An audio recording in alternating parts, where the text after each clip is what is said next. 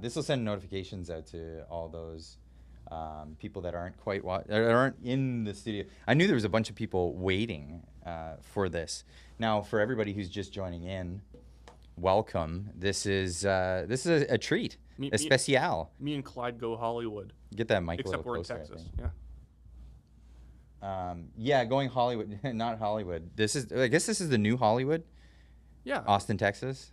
Yeah, but we went far more glitzy when we came down here because again, I do a series in my basement and you do one in whatever basement you live. Well, I do it in a spare bedroom, in a side room. We're waiting on some beverages too. David's bringing us some beverages, so we'll see when that I comes. just need a bottle of water. But yeah. So, I don't know. Crazy day because I was in Calgary like 2 days ago and now we're in Austin, Texas doing this in this room. So that's nice. Canadian election is going on right now, if people haven't seen it. And fittingly, I've gone to a completely different country to talk about it in honor of Mark Carney. Isn't that the case? Isn't that true? Yeah. I'm gonna bring this up. Just get the live chat going in here. So if we're not able to get to your live chats right away, this is it's not gonna be working quite like the usual podcast format that we do. We will bounce in and out for the live chat instead of just waiting until after an hour. But there's a number of different topics that we want to go over for tonight. Especially polling, especially the numbers that have been coming out. I know you cover a lot of this. You've been talking a ton about the polling numbers, and you're a bit of an authority on this, maybe more than I am, but I have my own sentiment on that, as well as we're going to be going over some other topics, some turmoil that's happening in the Conservative Party in British Columbia, which, again, you know quite a bit about, and I'm sure we're going to hit some other topics as well. Yeah, and all this is revolving around the federal election, even that BC Conservative stuff. It's about the Aaron Gunn situation, going over that extremely stupid controversy. Can we just say it? Nobody actually thinks that Aaron Gunn denies residential schools or anything like that. But the Liberals have had a very, very poor week in the federal election. And I think that this next week, to make some predictions, is going to be a lot about the Liberals trying to buy back that first bad week by trying to artificially generate bad news for Pierre Poilievre and the Conservatives. Though, like, Carney can't speak. He's terrible on camera. He's had candidates calling for other candidates to be put in prison in China. He's had candidates who were like ex-wife abusers. The Conservatives have dropped candidates, but it's like they had a bad tweet and they were a paper candidate, so you can replace them with someone else. It's a Montreal riding. Who cares? So tell me about that. So what actually happened there? This was a story that I saw other people's were covering. So I jumped on some other, and we were traveling all at the same time. Mm-hmm. So I thought I'll leave this to the other creators that are on this story. Is it about Paul Chang? Yes, fill me in on what actually went down there.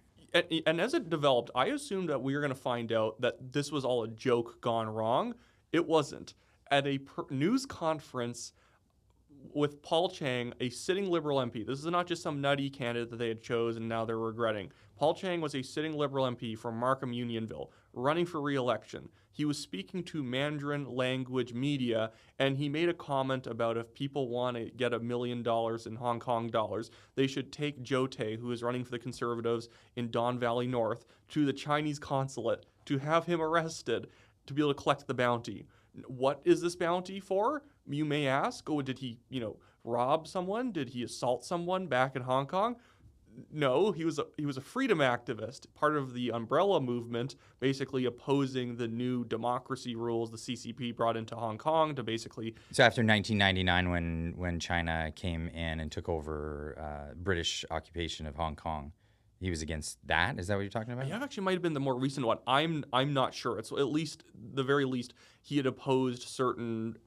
He had been imposing the Chinese Communist Party, trying to basically exert more power over Hong Kong. He fled. He's a refugee, now Canadian citizen, running for election under the Conservative Party banner. And it was not a joke. The type of Canadian we should be protecting, like new Canadians, especially because we've heard a lot about these police stations in Canada. That's their main MO, right? Is to harass former Chinese nationals that have become Canadians and try to extradite them on charges for this or that. Yeah, and they do not, and the type of people who are pro CCP in Canada do not represent even close to a majority of the Chinese community. It's like less than 10%.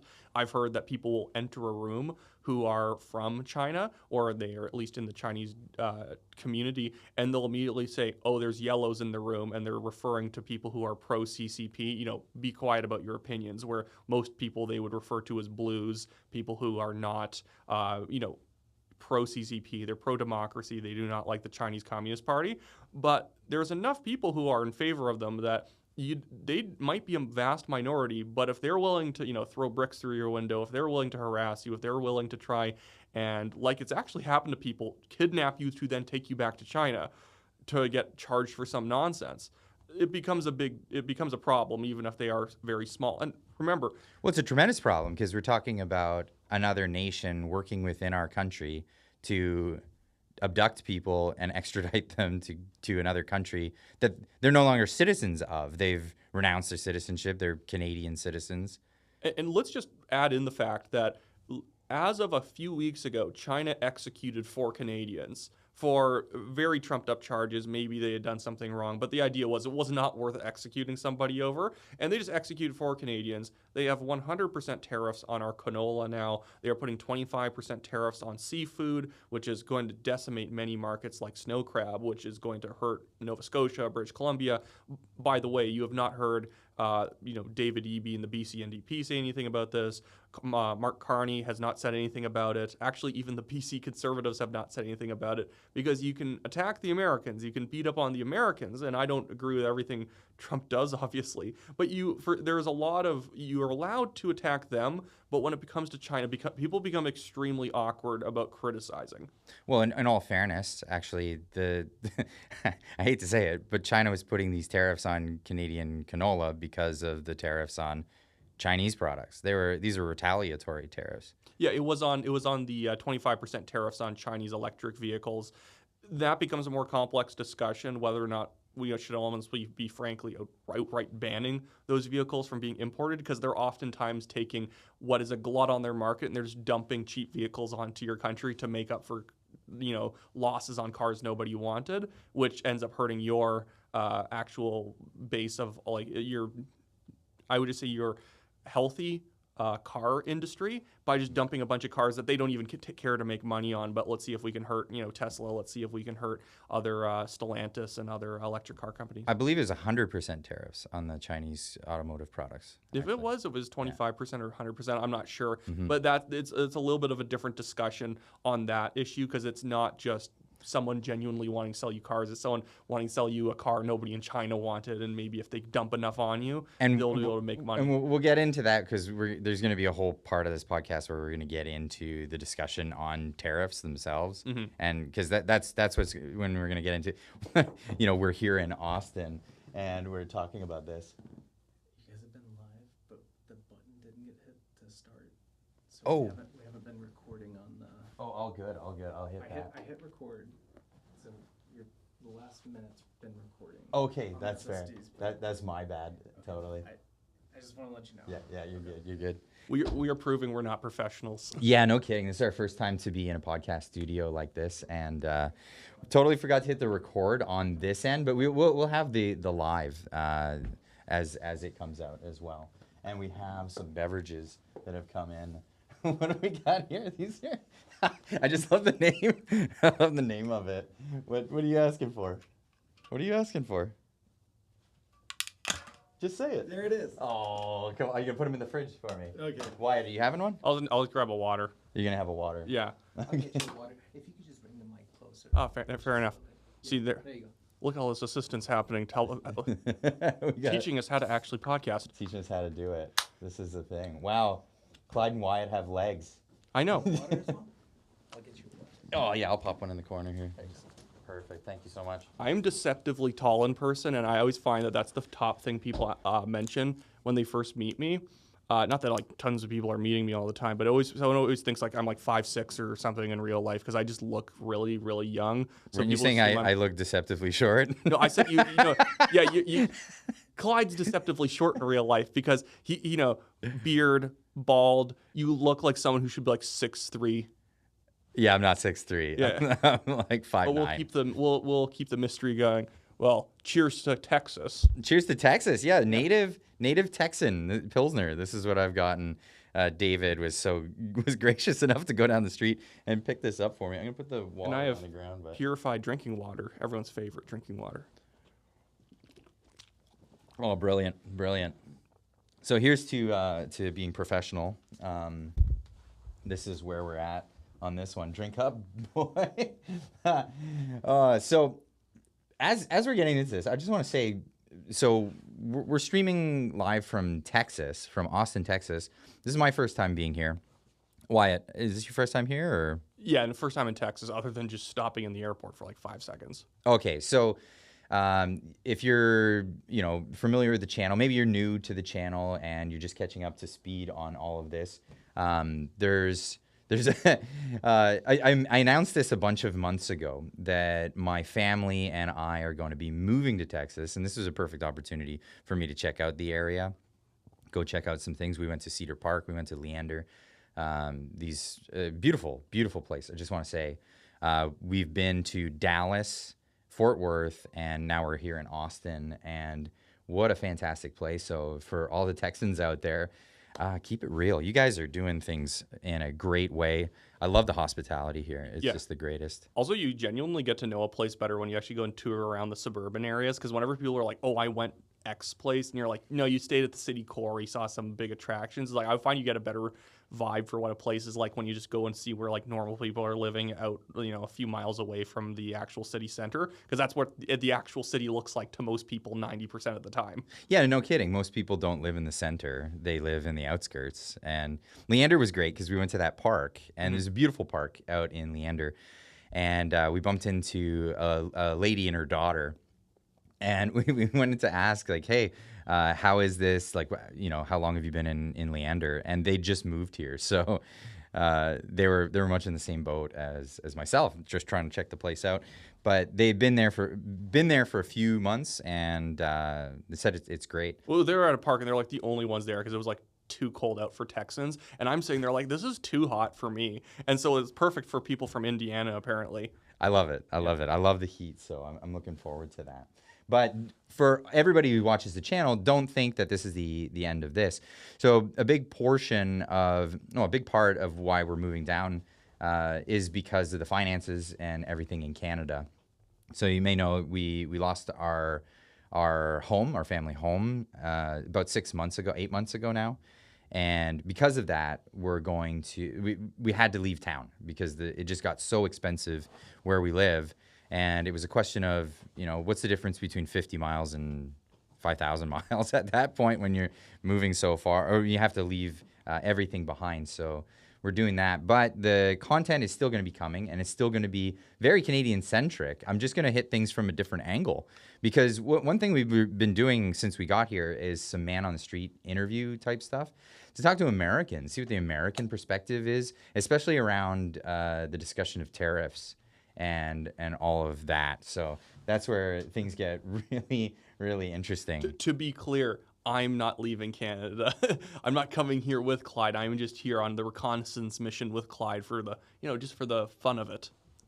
Absolutely. Just so people didn't think I live in a basement suite in your house or something like that. No. And we got forced out of our home, and I've secretly always been in Clyde's home.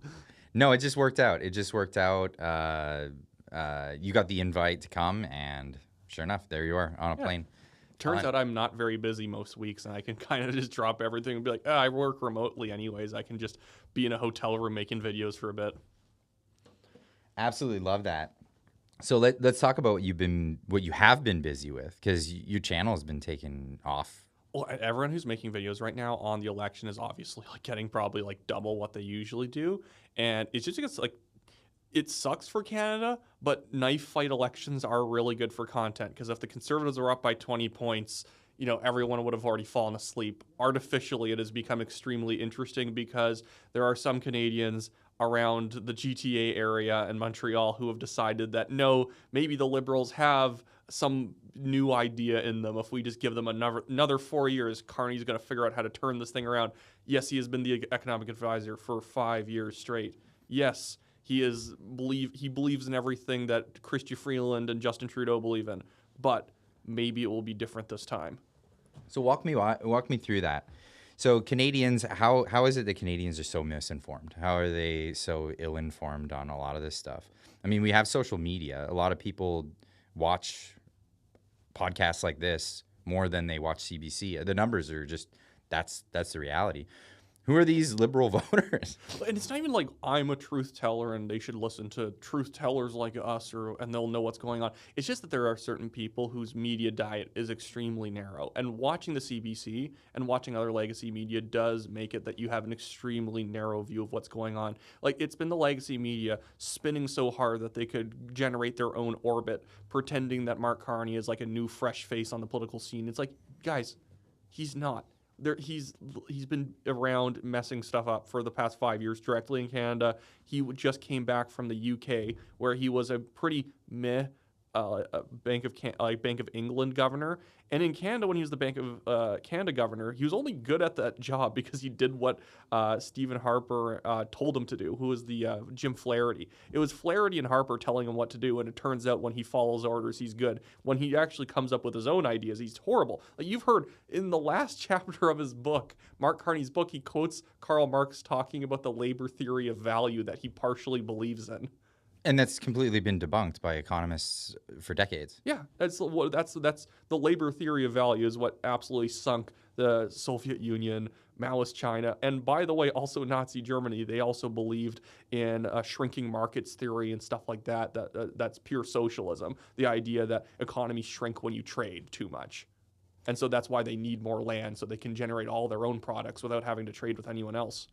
Right. Isn't that what the Canadian politicians have all been saying these days? We need to hunker down and trade with ourselves and not rely on our... Which is always stupid that we're having this like fight over that. It's evil and terrible for the U.S. to be implementing tariffs on other countries. And by the way, I don't like tariffs. But at the same time, the rhetoric from inside of Canada is contradictory. It's not that free trade is good and we should be trading more with countries that can do things better than we can for less money.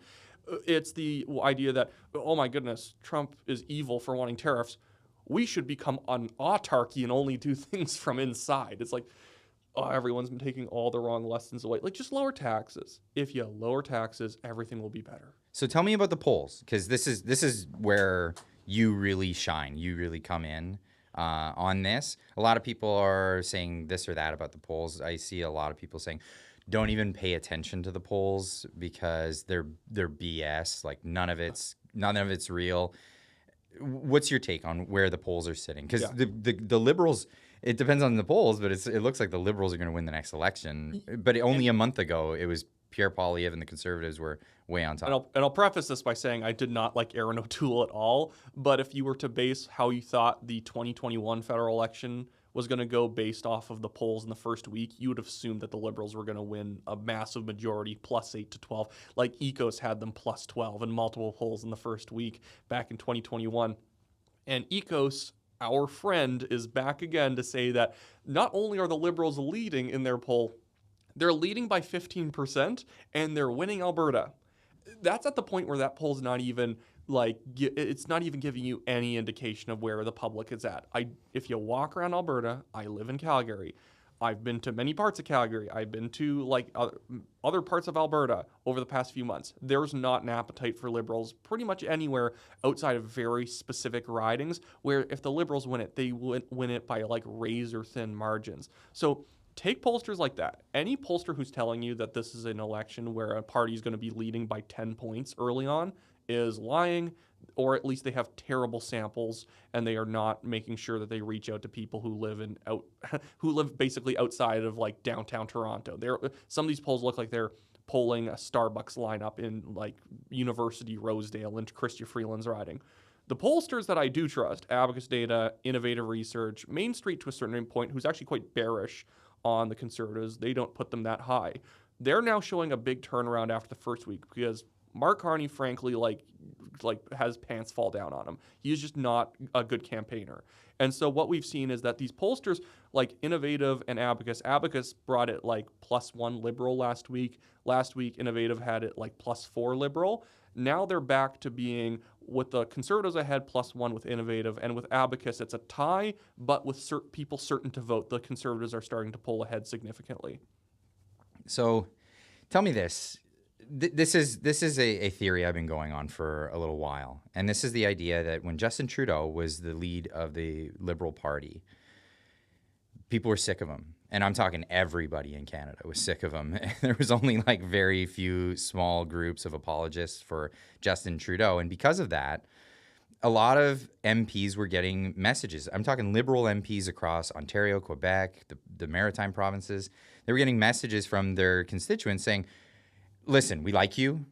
We want you to be our MP. But if it comes down to voting for Justin Trudeau or voting for, and this is indicative of how the British parliamentary system works, the Westminster parliamentary system, what we've adopted or what we've been handed down to, and you have to vote for the party. You can't vote for the prime minister. We don't have that vote. So because of that, people were saying, like you, but we're not going to vote for you, Mr. Local MP, and we're going to go for the Conservatives, or we're going to go for the other guys. It was mostly the Conservatives. But then once they got rid of Justin Trudeau, or quasi got rid of Justin Trudeau, they really just got rid of Trudeau. The party's the same. It's all the same people. But now a lot of people are saying, well, now I can vote for my local MP. And this did happen back in 1993, and it happened even in 2011 and other times where the party, the Liberals or the Progressive Conservatives in 1993, between dropping Brian Mulroney and getting Kim Campbell, people artificially give the party in power that second look. Okay, look, it's no longer, even in the U.S., after Joe Biden drops out and he's replaced by Kamala Harris in like 48 hours, there's that artificial fifth look at the Liberals, thinking maybe they're truly different. And so what you then have is that in 93, the PC party is at like 20% in the polls. It's almost exactly like it is now. And after Brian Mulroney drops out, and then there's a very short leadership race, and Kim Campbell's crowned as the new prime minister, then suddenly the PC party rockets up and actually at one point eclipses the Chrétien Liberals, who were popular in the same way that Poilievre's Conservatives are popular now. It's like a bolder vision about really trying to change the way government works. Like obviously not like libertarian in the case of Chrétien or Poilievre, not full on like let's just like shrink the government 30%. Although Chrétien technically did do that. I actually saw. I think it was a Toronto Star article today where they were saying this extreme libertarian views of Pierre Poilievre. It's like, how is that extreme? Extremist libertarianism. Like, I just want to be left alone. That's what a radical. Yeah, no, and in his case, it's like, how about we just like take away taxpayer money from worthless departments of government. Maybe we shouldn't be burning money on like DEI and people who are like ESG officers in the government. Like, maybe taxpayers who do not watch the CBC shouldn't have to pay for it. $1.4 billion a year. By the way, the CBC is going around like whining at every single press event with Poilievre. They're like, we didn't get a question today, and he didn't let us on their campaign jet. You have a $1.4 billion. You guys don't have a jet you can like take around these different locations. Don't you guys have like a reporter in every city? Why does one reporter have to follow the campaign? Have someone who's local to show up and do it if you guys apparently have so many local reporters. But yeah, like here's the thing though. So once people are giving Carney and the Liberals that second look because they're the new toy, again, like artificially, they're the new thing on the block, so everyone is able to fill Carney with all their hopes and dreams because he is a complete unknown. As he becomes more known, what you're seeing in the Main Street polls of approval ratings is he started this campaign off in their first tracking poll +18, a +18% net approval. Now he's down to like +7. So it's falling down a lot. For a guy who not much is known about him, his approval rating is starting to drop like a stone, when you could say that he is kind of the perfect guy for the Liberals to be running right now. I don't think so with his skills, but in terms of his history, you could potentially make the case that he is a more conservative option, even if he's actually technically to the left of Trudeau on actual policy positions. But only until people figure out that that's not what he's for, right? So like the shorter time before the election, the better, obviously, because the more people learn about what he's done in the past, what he's doing, even in recent history. We're talking about, Brookfield moving to New York to save on taxes. This is conveniently right after Trump is elected, even though he thinks Trump is very, very bad. He did want to be part of Donald Trump's economy right after he was elected. Well, yeah. He didn't want to be part of his own economy because, like, everyone remember, he was the one basically making Canada's economic policy for the last 5 years. Does anyone truly think, I know I'm only able to ask Clyde here, but there was a chat. Does anyone think that Justin Trudeau was actually making his own economic policy? That Carney would come to him with an idea and Freeland and Trudeau would look at him and say, we disagree. Not a chance was Justin Trudeau saying, that's a good idea, Mark, but I have my own idea over here. I want to implement instead. No. Again, we're talking about the same people in government. If they get elected again, we're going to get back some of the people that we didn't like that, Justin Trudeau even threw under the bus. You have your Marco Mendicino, your Lametti. He's going to be back, I think. Oh, he's back? I think he's back as well. So there's a Sean whole bunch Fraser was not going to run again, and now he's going to run. Apparently, he said, I'm not going to run because I want to spend more time with my family. And then he spent like 3 weeks with his family. He's like, nope, I'm going back into politics. That's how it went down. Yeah, now he's coming back. Anita Anand was not going to run again, and now she is. Even who's the new housing minister? That guy. Mark Miller. No, not Mark Miller. That he used to be the housing. Or no. Mark Miller is the housing minister. Well, who's the guy? No, isn't he used to be the is he the immigration minister now? He has nothing. He got kicked out as immigration minister, which reflects. That's the thing. So this cabinet keeps shifting around so often, just because they're like, he's obviously nobody's qualified for the job. This is where we're at, and people are being asked to vote for the Liberals again one more time after they've destroyed the economy, ruined any chances of people. Nate Erskine-Smith is the housing minister I'm thinking of, but that guy was another person who had preemptively said he wasn't running again until he got the cabinet job back and the polls started shifting back in the Liberals' favor. So it's like been so self-serving. If anything, I would encourage the Conservatives to even attempt, just try it and see how it works out. Put out an ad calling out all these people that they were about to leave and give up on politics until their chances got better. They're only here because they want to stay in office. They're not here because they want to influence the government. They want to stand up for their constituents. Even a lot of these people are in safe ridings. They'd win even if the Liberals only got 20% of the national vote because they're in downtown ridings. But they didn't want to stick around if they don't get to be in government and actually do things. They don't care to represent their constituents. They just want to leave at the first available opportunity if they can run away with their pension. Right. They don't want to be the opposition. They don't want to be a part of the opposition. Yeah, they don't want to do the nasty work of having to be in opposition and not having the ability to just write things into law because you have a big majority, or at least you have like the subservient NDP willing to do it. So let's get into this. I've been saying this quite a bit, that if Pierre Poilievre wants to win and the Conservatives want to win, they should be coming on podcasts like this. And not just like this. I've actually said this. I said, sure, come on my podcast. I'd love that. Go on your show. Mm-hmm. I'd love to see that. I'd love to see him going on all these political shows. But I want to see him go on the shows that are non-political. Like go on Full Send Podcast, which is run by a Canadian guy who lives in California now.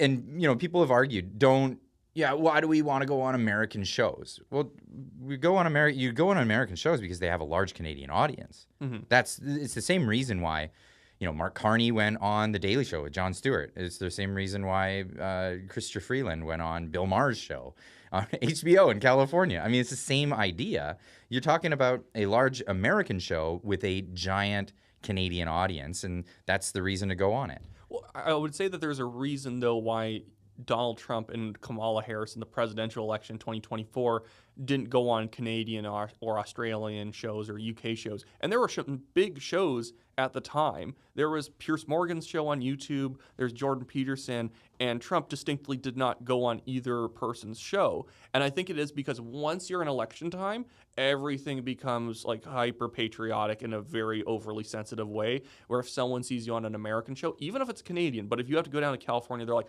see, look at that nasty Pierre Poilievre going down to California to talk to the Americans about Canada. But Chrystia Freeland was in an election. She was in a running the election for the leadership of the Liberal Party. I would say that is the problem. The rules are always going to be different for Liberals going on Democrat shows. Well, and if they didn't have double standards, they wouldn't have any standards, right? Yeah, and so with Poilievre, if he was going on those shows a year ago, super smart move. Right now, I would say the strategy for media should be going on Canadian podcasts. And yeah, ones that are not hyper political, because he could go on my show and he could go on your show and he could go on like The Pleb, or he could go on Mr. Sunshine Baby, Moose on the Loose, all these people, name everyone. We already represent people who are going to be like 90% voting conservative. And if there's anyone not voting conservative, they're not voting or they're voting PPC. But he should go on people who do more cultural shows, like JJ McCullough is an obvious one. People who have audiences who are not default conservatives, and to opportunities for him to do a sit down that allows him to generate clips. Because the one thing Canadian politicians are bad at is generating clips, in the sense that, yeah, you might want to watch the rally, but no one's going to sit down afterwards and watch that. Either you're at it or you're a super fan and you're going to watch it. That's why the Peterson interview was so good for Poilievre. There's a lot of people who are not political who watch that. Who watched Peterson? Yeah, because even though Peterson's political, he's more culturally political. That makes sense. Yeah, that makes a lot of sense. But this is why I said Full Send Podcast would be a great one, because that's a Canadian podcast. Ostensibly, it's a Canadian guy who moved to the United States and runs his podcast, and he talks about Canadian issues quite a bit. So if we could get Full Send Podcast to like fly up to like Yellowknife and sit down at a table with Poilievre, then it's neutral territory. It has to be cold. Yeah, it has to be somewhere like they're both not. He's not in California, and he's not like flying to Ottawa or whatever.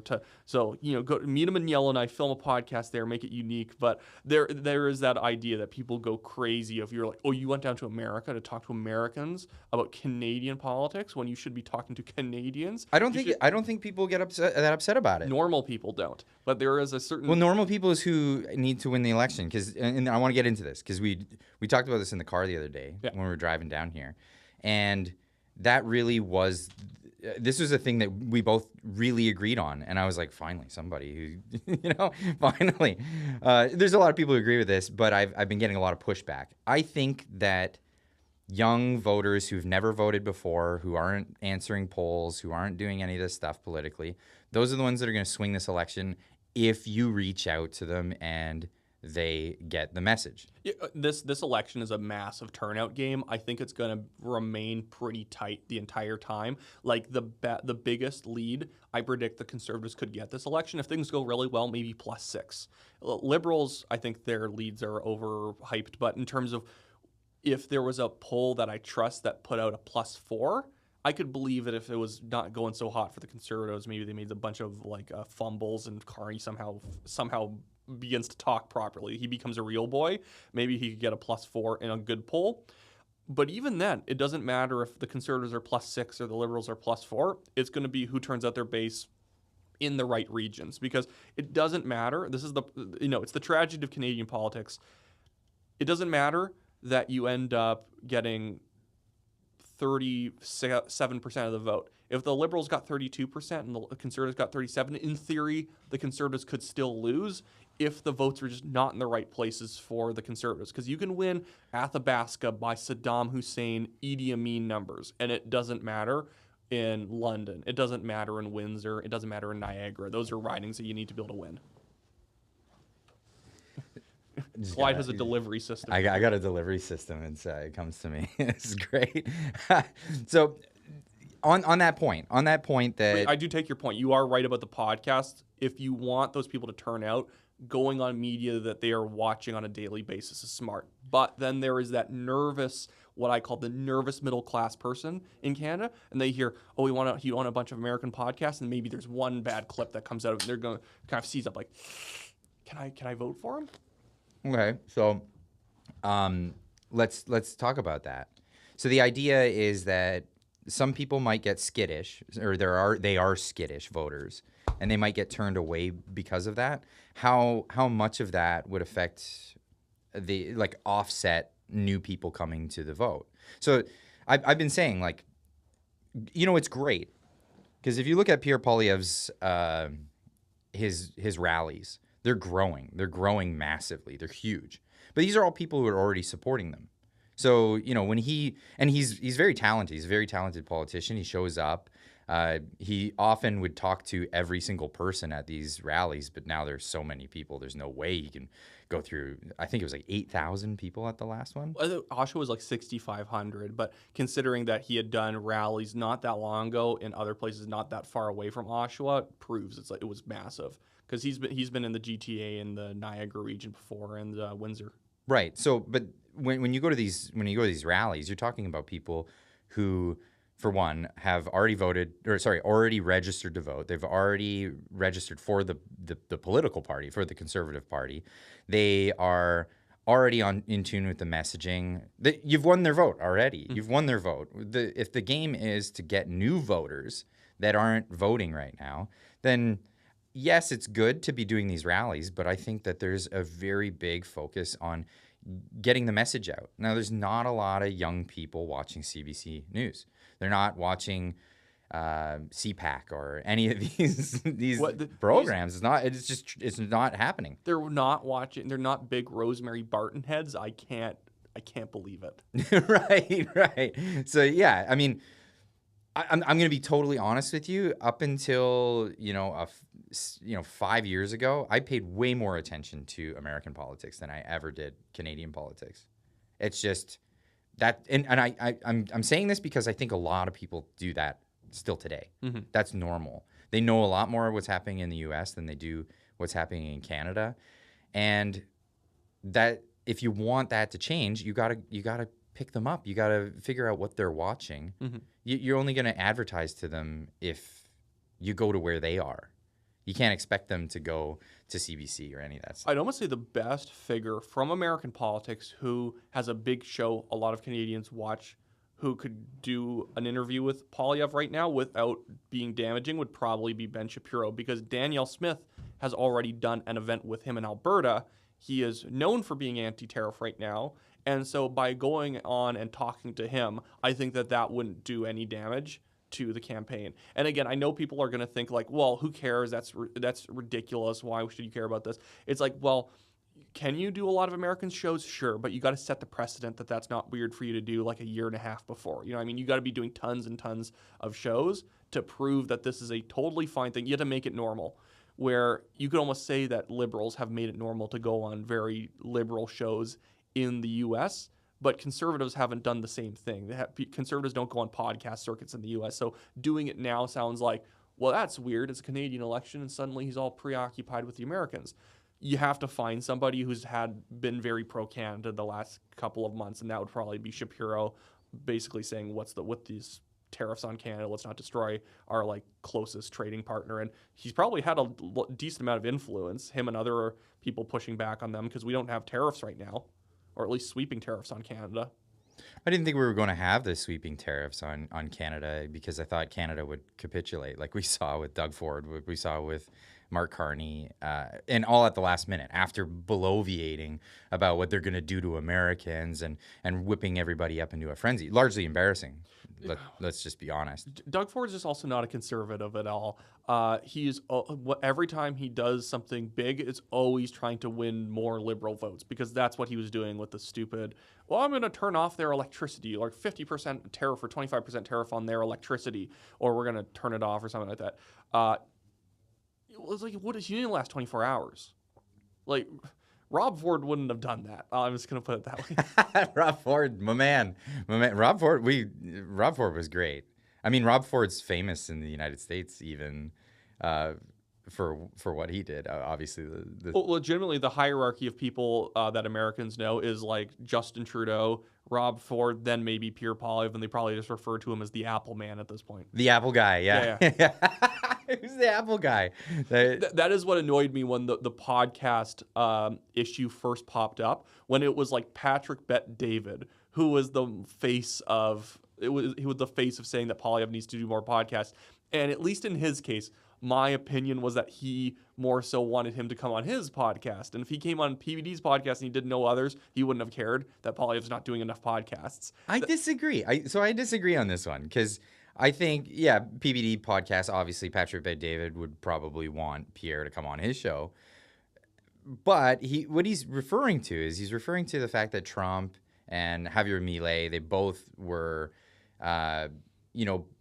there's like a polarizing figure sort of element to it. But what it was they were populists, and they went to where the people who aren't going to be voting, all the stuff that I just been laying it out that, this is where you go. If you don't go here, what are you doing? You're chasing after liberal votes in liberal cities instead of reaching out to people across the board who don't even know what your platform is. I would just say that the podcast selection still matters, and even the podcast and live streams that Trump did were still calculated for effect.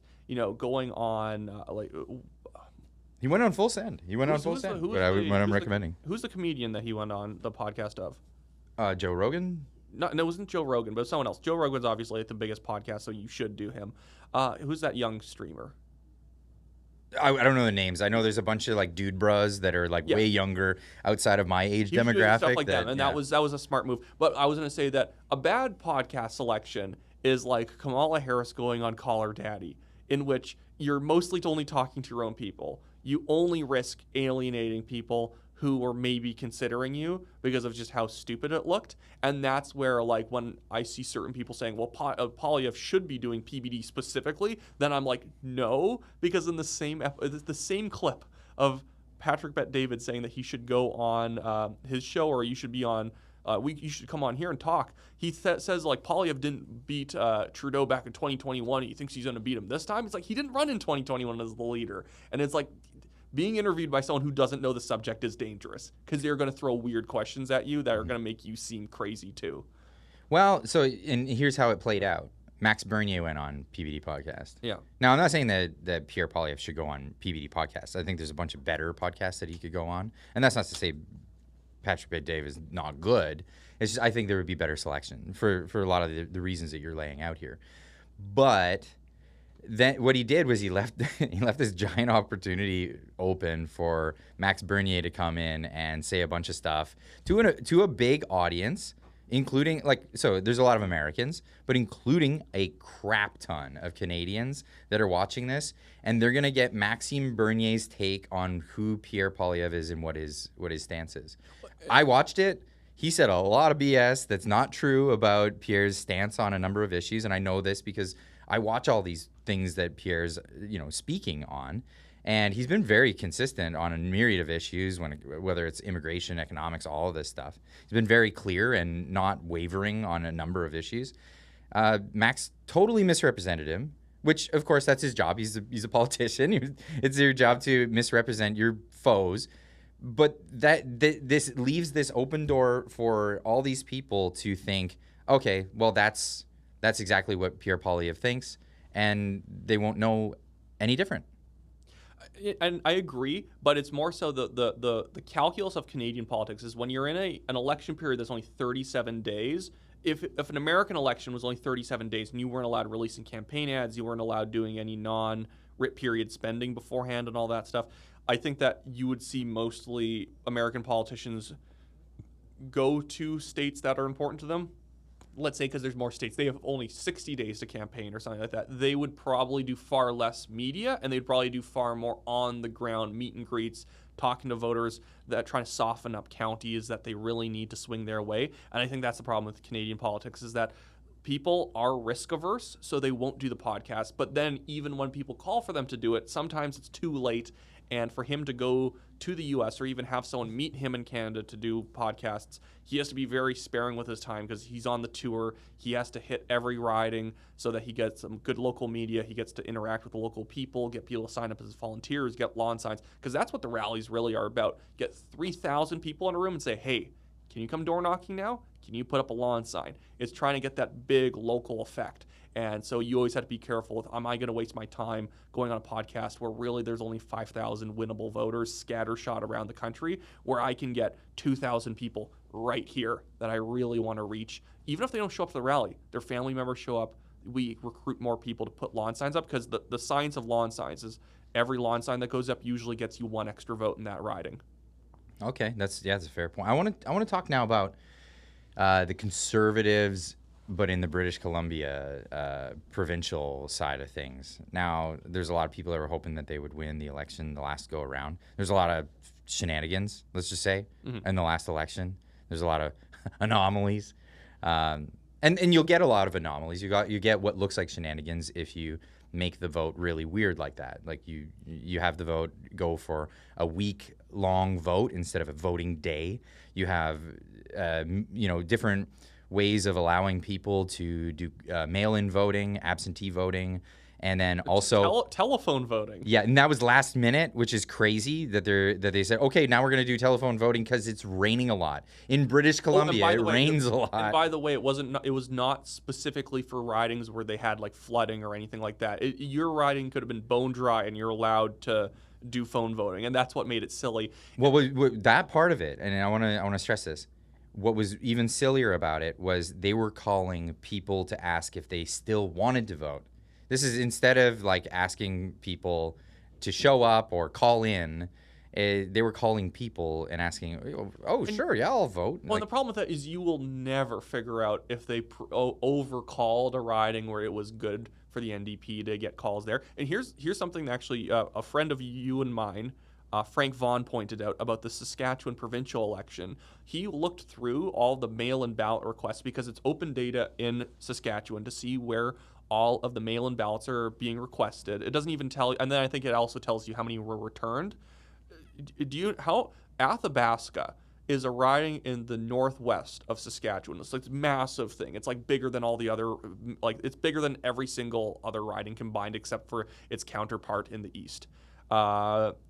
Do you know how many people requested ballots from that riding? Like ideal first-round draft pick riding for people to be mail-in voting, because you're driving like 35 minutes to get to a polling station in a riding that big. You know how many people requested a ballot? No, I don't know how many people requested. 15. It was 15 mail-in ballot requests. Do you know what the average was for Saskatoon and Regina? It was like 800. And that's my problem, is that mail-in ballots become almost a game of who has people on the ground, who have more time to organize people to get them to request ballots. Because when you're left up on your own to request ballots, nobody really requests them. It's battleground ridings in urban areas. That's where people are requesting ballots, and that's where you get ridiculous things happening, like in Surrey Guildford in British Columbia, where a house of people who are usually a bit older have mental health problems. Sometimes it's that they used to be addicted to drugs and they're recovering. That this house of 21 people, every single one of them requested a ballot and returned them, and they live literally 80 meters away from a polling station. Only voted by mail, even though most of these people said I never voted, or they basically forced me to vote, and that's considered okay, at least right now, unless that gets overturned in the next few months. So in British Columbia, the result was a very close vote. It was the NDP just squeaking by with one seat more than the Conservatives. Yeah, it's like 47 to 44. They have like a bare majority. People say I got that one wrong. I'll still have people say, like, you said the Conservatives were going to win. I'm like, hey, I said 75% shot in my head they're going to win the most seats, and it literally came within 200 votes in 3 ridings. Yeah, so that's a close guess. I am okay with being wrong to that extent. Fair enough. But now the Conservative Party is just completely imploded. Yeah, now they only have 41 seats, and it's because they decided that let's unlearn all the lessons that we should have learned from the BC United Party. Let's just become the party for everybody by saying nothing particularly interesting, sticking to extremely easy issues that anyone would argue our side of it for. And they kicked out Dallas Brody, the conservative MLA or former conservative MLA for the riding of Vancouver-Quilchena, for saying that there was not 215 dead children under the Kamloops residential school, which is just a fact. It's just a fact at this point. Oh, they haven't dug, so they don't know. They're not digging because they probably don't want to find out they're wrong. And they kicked her out, and then rightfully, two other MLAs followed her out, Jordan Keeley and Tara Armstrong. And now the party the funny thing about it, and the reason that this is relevant right now, is that they kicked out Dallas Brody for supposedly disrespecting people, for supposedly disrespecting survivors of residential schools.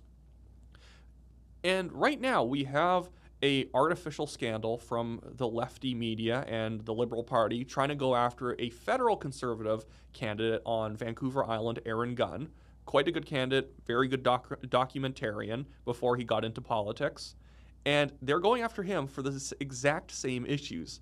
Residential school denialism, saying insensitive things for just being correct. You know, maybe they find one post where he could have said something slightly better, but I hate that stuff. Tone policing people into trying to cancel them.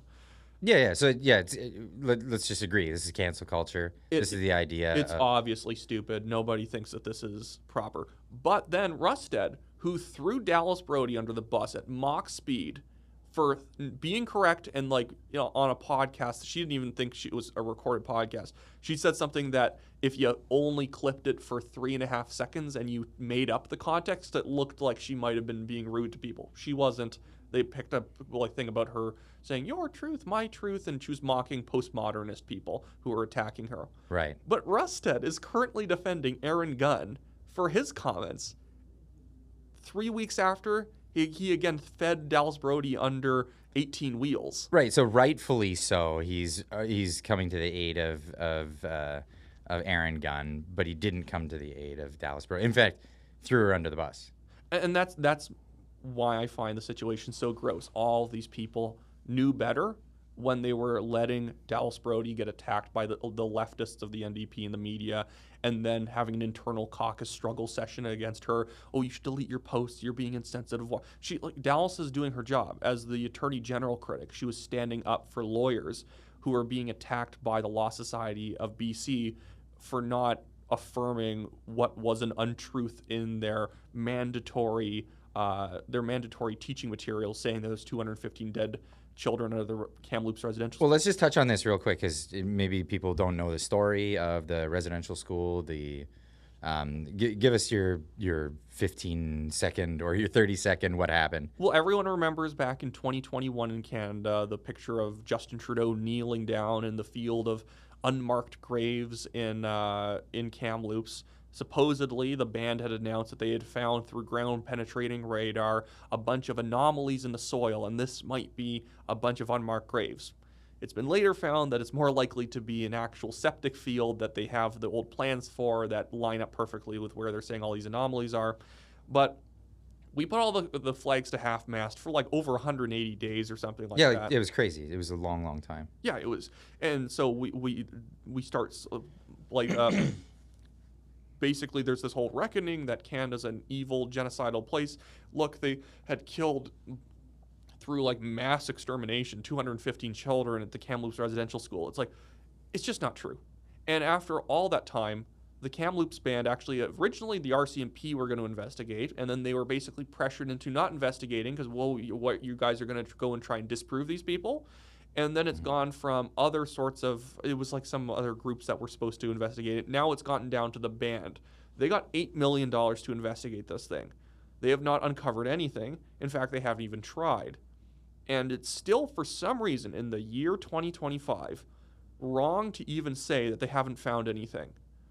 It's just one of those, I don't even know what you would call it. It's just one of those politically correct facts that you need to know, that there's 215 kids. The interesting part about this whole story, so, John Rustad comes to the aid of one of the federal conservatives, throws under the bus one of the provincial conservatives. The party's like really falling apart. Don't know what's going on there. And meanwhile, apparently Mark Carney's dad had some words to say about residential schools back in the day. I wish we had the clip. Have you seen that? It's been circling around. I haven't seen the clip. I've seen the reporting that he was like a really big like he was on like the side of like residential schools of like actual cultural engineering kind of stuff. Yeah. Along those so lines. it wasn't like because like the National Post like what people actually accuse the schools of doing.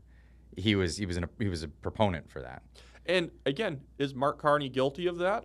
Obviously not, and I would never hold it against him. But we live in a world where if Pierre Poilievre knew a guy who knew a guy's uncle who did something wrong, they would be talking about how he's such an evil, nasty person and he can't be prime minister because of it. But that's politics, right? Yeah. That's just how politics works. Yeah, that's what I think in the back of my head whenever I see that like Dallas Brody gets so mistreated, and then you see everyone standing up for Aaron Gunn, and they should stand up for Aaron Gunn. They should just also stand up for Dallas Brody because she not only didn't do anything wrong, she was doing something noble. But because she was doing something noble and taking on what we can probably call the reconciliation industry, people who don't actually care about reconciliation, they don't actually care about Native people, even if they're Native themselves. They don't care. These are the same people who have been in favor of safe supply. They're the same people who have been in favor of basically blocking every single natural resource project that like would actually get a lot of Indigenous Canadians jobs.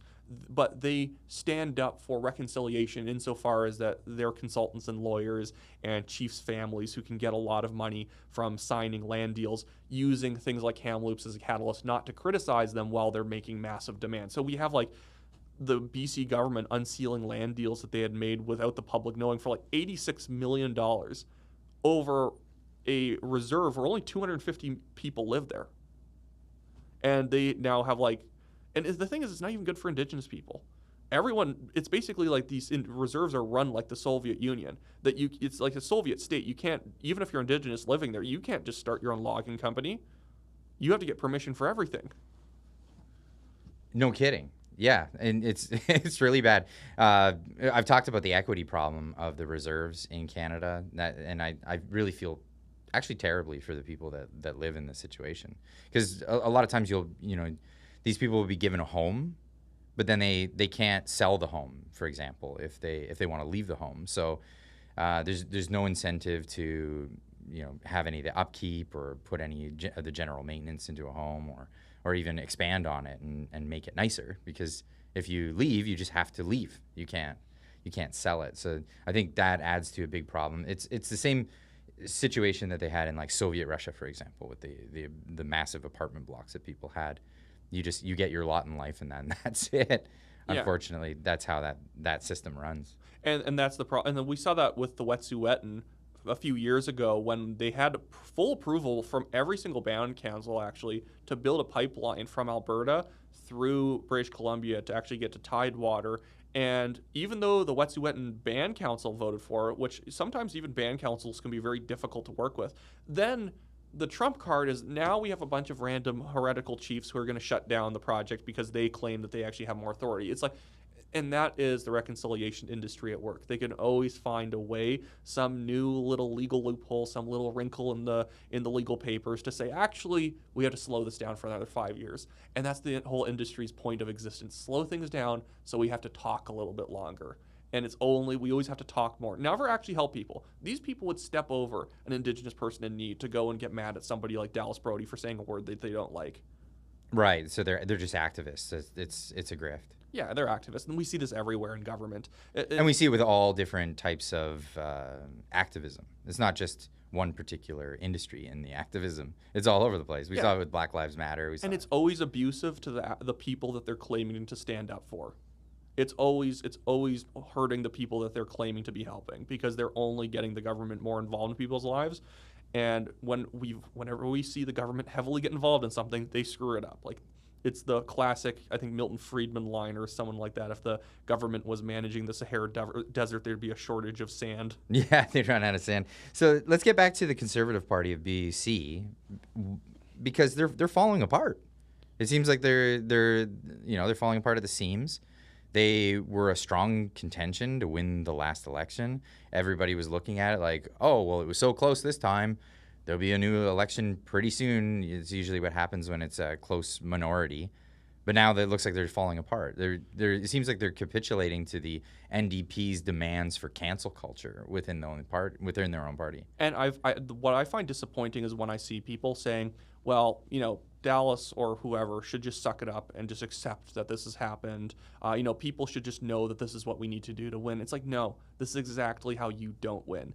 I found that the Conservatives, it's not, people always celebrate, oh, they were at 2% one election and they're at 44% now. That's a big success. Well, social credit back in the day went from not existing to being governments around Canada. It's happened before. I see the BC Conservative election, the campaign in 2024 as more of a missing on an open net than it was look how far we came, because people were looking for change. And then right before the election, they started going soft on stuff. Let's announce our own costed platform at $14 billion or $12 billion deficits. It's like they should be standing up and clapping for the BC NDP in the legislature every day, because they're technically very conservative because they're only running a $10 billion deficit at the moment. Right. So they were campaigning for even more than that.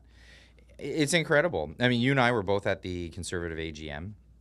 We saw what was going down there. There was a bit of contention inside the party, internal politics stuff. Can you explain how that even worked? Like, what was going on there? There was a whole group of people, I think, that were Conservative Party members for a very long time, and they were really upset that there was changes happening. Yeah, and it was that Party HQ wants to be able to do things the way they do them, and they don't really want to hear from the grassroots organizers and the people who've been involved in the party for sometimes decades. It's very easy to win internal party elections when you cancel a bunch of people's AGM passes or delegate passes like a few days beforehand, and then bus in 150 people, by the way. What was that? Yeah, well, just 150 guys showed up like a few hours before voting finished. They did not participate in the election at all. They voted. They came. Some of them stuck around to help pass the Constitution with a couple changes Rusted had to make, because even in that stacked room, he wasn't going to be able to get his 2/3. Makes a couple changes, brings in some guys to help shove through the Constitution. They leave, and that's it. And I've looked at the numbers for what the different candidates got. If the Buston people didn't show up, if staffers were not there basically voting for who their MLA was telling them to vote for, who were very loyal to Rusted, they wouldn't have gotten their people through. Their entire slates would have all fallen apart, and they wouldn't have got any of what they wanted. I've heard there's stories of literally dozens and dozens of people just because they're trying to make room for these new delegates to be bussed in, that, oh, your AGM delegate passes and your membership's revoked. Just out of nowhere. You're just no longer a member and you're no longer an AGM delegate. Is that just according to them that it was out of nowhere, or is it literally out of nowhere? It was literally out of nowhere, because I heard the reason from some of these people was like nonsensical, that it was just some nonsense that you're just no longer a member of good standing, and that was it. That's it. That was it. Yeah. What should the average, voter take from that when they look at just how nonsense it is? Like, people, you go into a general election, you're someone who's not really paying attention to it. Maybe you are paying attention to it a bit, and you get an idea. You're like, okay, well, I'll go vote in the primaries in the party, stuff like that. But you're not really that entrenched in what's going on. When you hear this kind of stuff, what should the average voter think? Well, I think the problem is when you hear that it's actually corrupting the party's AGM, and that's effectively being fixed. Well, how do you really engage in the nomination system in good faith at that point? That's right. And I would say that what an average voter can do is just take issue with it. Don't happy talk your way through it, because I find some people do that. Well, if I criticize them, I'm helping the NDP. I had this one guy going after me today when I was saying, like, why is Rusted defending Aaron Gunn, as he should, but why didn't he defend Dallas Brody? And the person said, David Eby loves that you're saying stuff like this. I'm like, who cares? Well, I don't care if David Eby is in favor of principle inside the Conservative Party. We should all be in favor of principle inside all the parties. Well, I don't think David Eby is for principle in the party at all. I mean, David Eby was, he went after me, and he went after Mr. Sunshine Baby, another YouTuber, and he used myself and Mr. Sunshine Baby as pawns to go after conservative MLAs. And the Aaron Gunn thing, and this is a lesson for the federal conservatives. The Aaron Gunn situation, they should defend him. They should keep him as a candidate. He's a good candidate for where he is, definitely. Mm-hmm. This should teach the conservatives you can never have perfectly clean candidates. You're always going to be able to find something on people. So with Aaron Gunn, the other thing on him, other than he's like denying residential schools, because he says there wasn't a genocide, which is objectively true. That the other thing that they have on him is that he said something that was pro-Putin 11 years ago, when the guy's like 23. He said something that was slightly ignorant about how like the Ukraine border wars were going in Crimea at the time. Who cares? Who cares? And that's the thing. You're in nominations when people like myself are kicked out of federal conservative nominations because of vague insinuations I could be risky. The people behind the scenes don't actually think that. They just didn't want me to win. But like when that's their excuse, or at least that's even what some people fear. Like, ooh, what if they said something and the liberals are going to attack them? They'll find anything to attack your candidates for. Obviously, don't run a guy who's actually crazy, but that was never in the cards in the first place. But the conservatives need to practice defending their people more than they throw them under the bus. Well, and yeah, without throwing them under the And it is something you have to practice. You have to practice being courageous and saying, no, you're wrong, you're a punk, you're lying about my candidate. He's not racist, he's not sexist, he's not this. Get out if you're no longer on the campaign plane. This is why Polyev doesn't want the legacy media on his plane. Why would you want these vultures around you? Sure, but then go. You have to be more outspoken. And here's the thing. So again, with the double standards. So the double standards are obvious. They're calling for cancel culture on David Eby. David Eby's calling for cancel culture on conservative MLAs. They're doing the same thing from the liberal government when it comes to MP candidates. This is where it's going.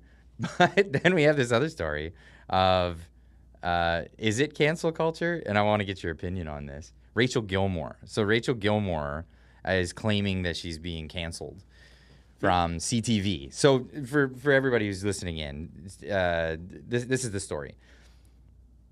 Rachel Gilmore is a reporter from what did she start with? She started with Global News. Global News. So she was on Global News. She got fired for ostensibly doing a bad job. Like, she just did a bad job, and she was slanderous in her reporting and very unfactual, like misinformation. It was a lot of problems off and on the field. One, it was her actual articles from Global News got them into a defamation suit with James Topp for saying he's like a white supremacist with literally no evidence. Or like the evidence was like he once talked to a guy who talked to a guy who's bad. And then off the field on her own Twitter, she's like doxing people like Bratney. If you're on X, you probably know who Bratney is if you're involved with BC politics or federal politics. It helps dox like an Indigenous woman, and when even confronted about it, does it again saying, oh, you mean this post of your personal information? Yeah, so that was her first job she lost. She doxed Mario. I always forget his last name. Mario, he's another creator. Starts with a Z. Yes, Zalea or something like that. I love his content. Sorry if I forgot your last name. You can never pronounce it anyway. But she doxed him too. She doxed his business where he makes his living. It turned out that it didn't work out so well. A lot of conservatives called up his business and ended up just supporting him. As we're defining things, because we're going to define what cancel culture is. Also, doxing. I have people claim it's not doxing because you can technically find this information on the web. You can find literally everything about somebody on the internet. You absolutely can. It's doxing if you're highlighting information they obviously wouldn't want everyone having a spotlight on. So in like Bratney's case, they found her Facebook profile, which has her actual name, and they found out where she works through it and whatnot, and then they put a spotlight on that.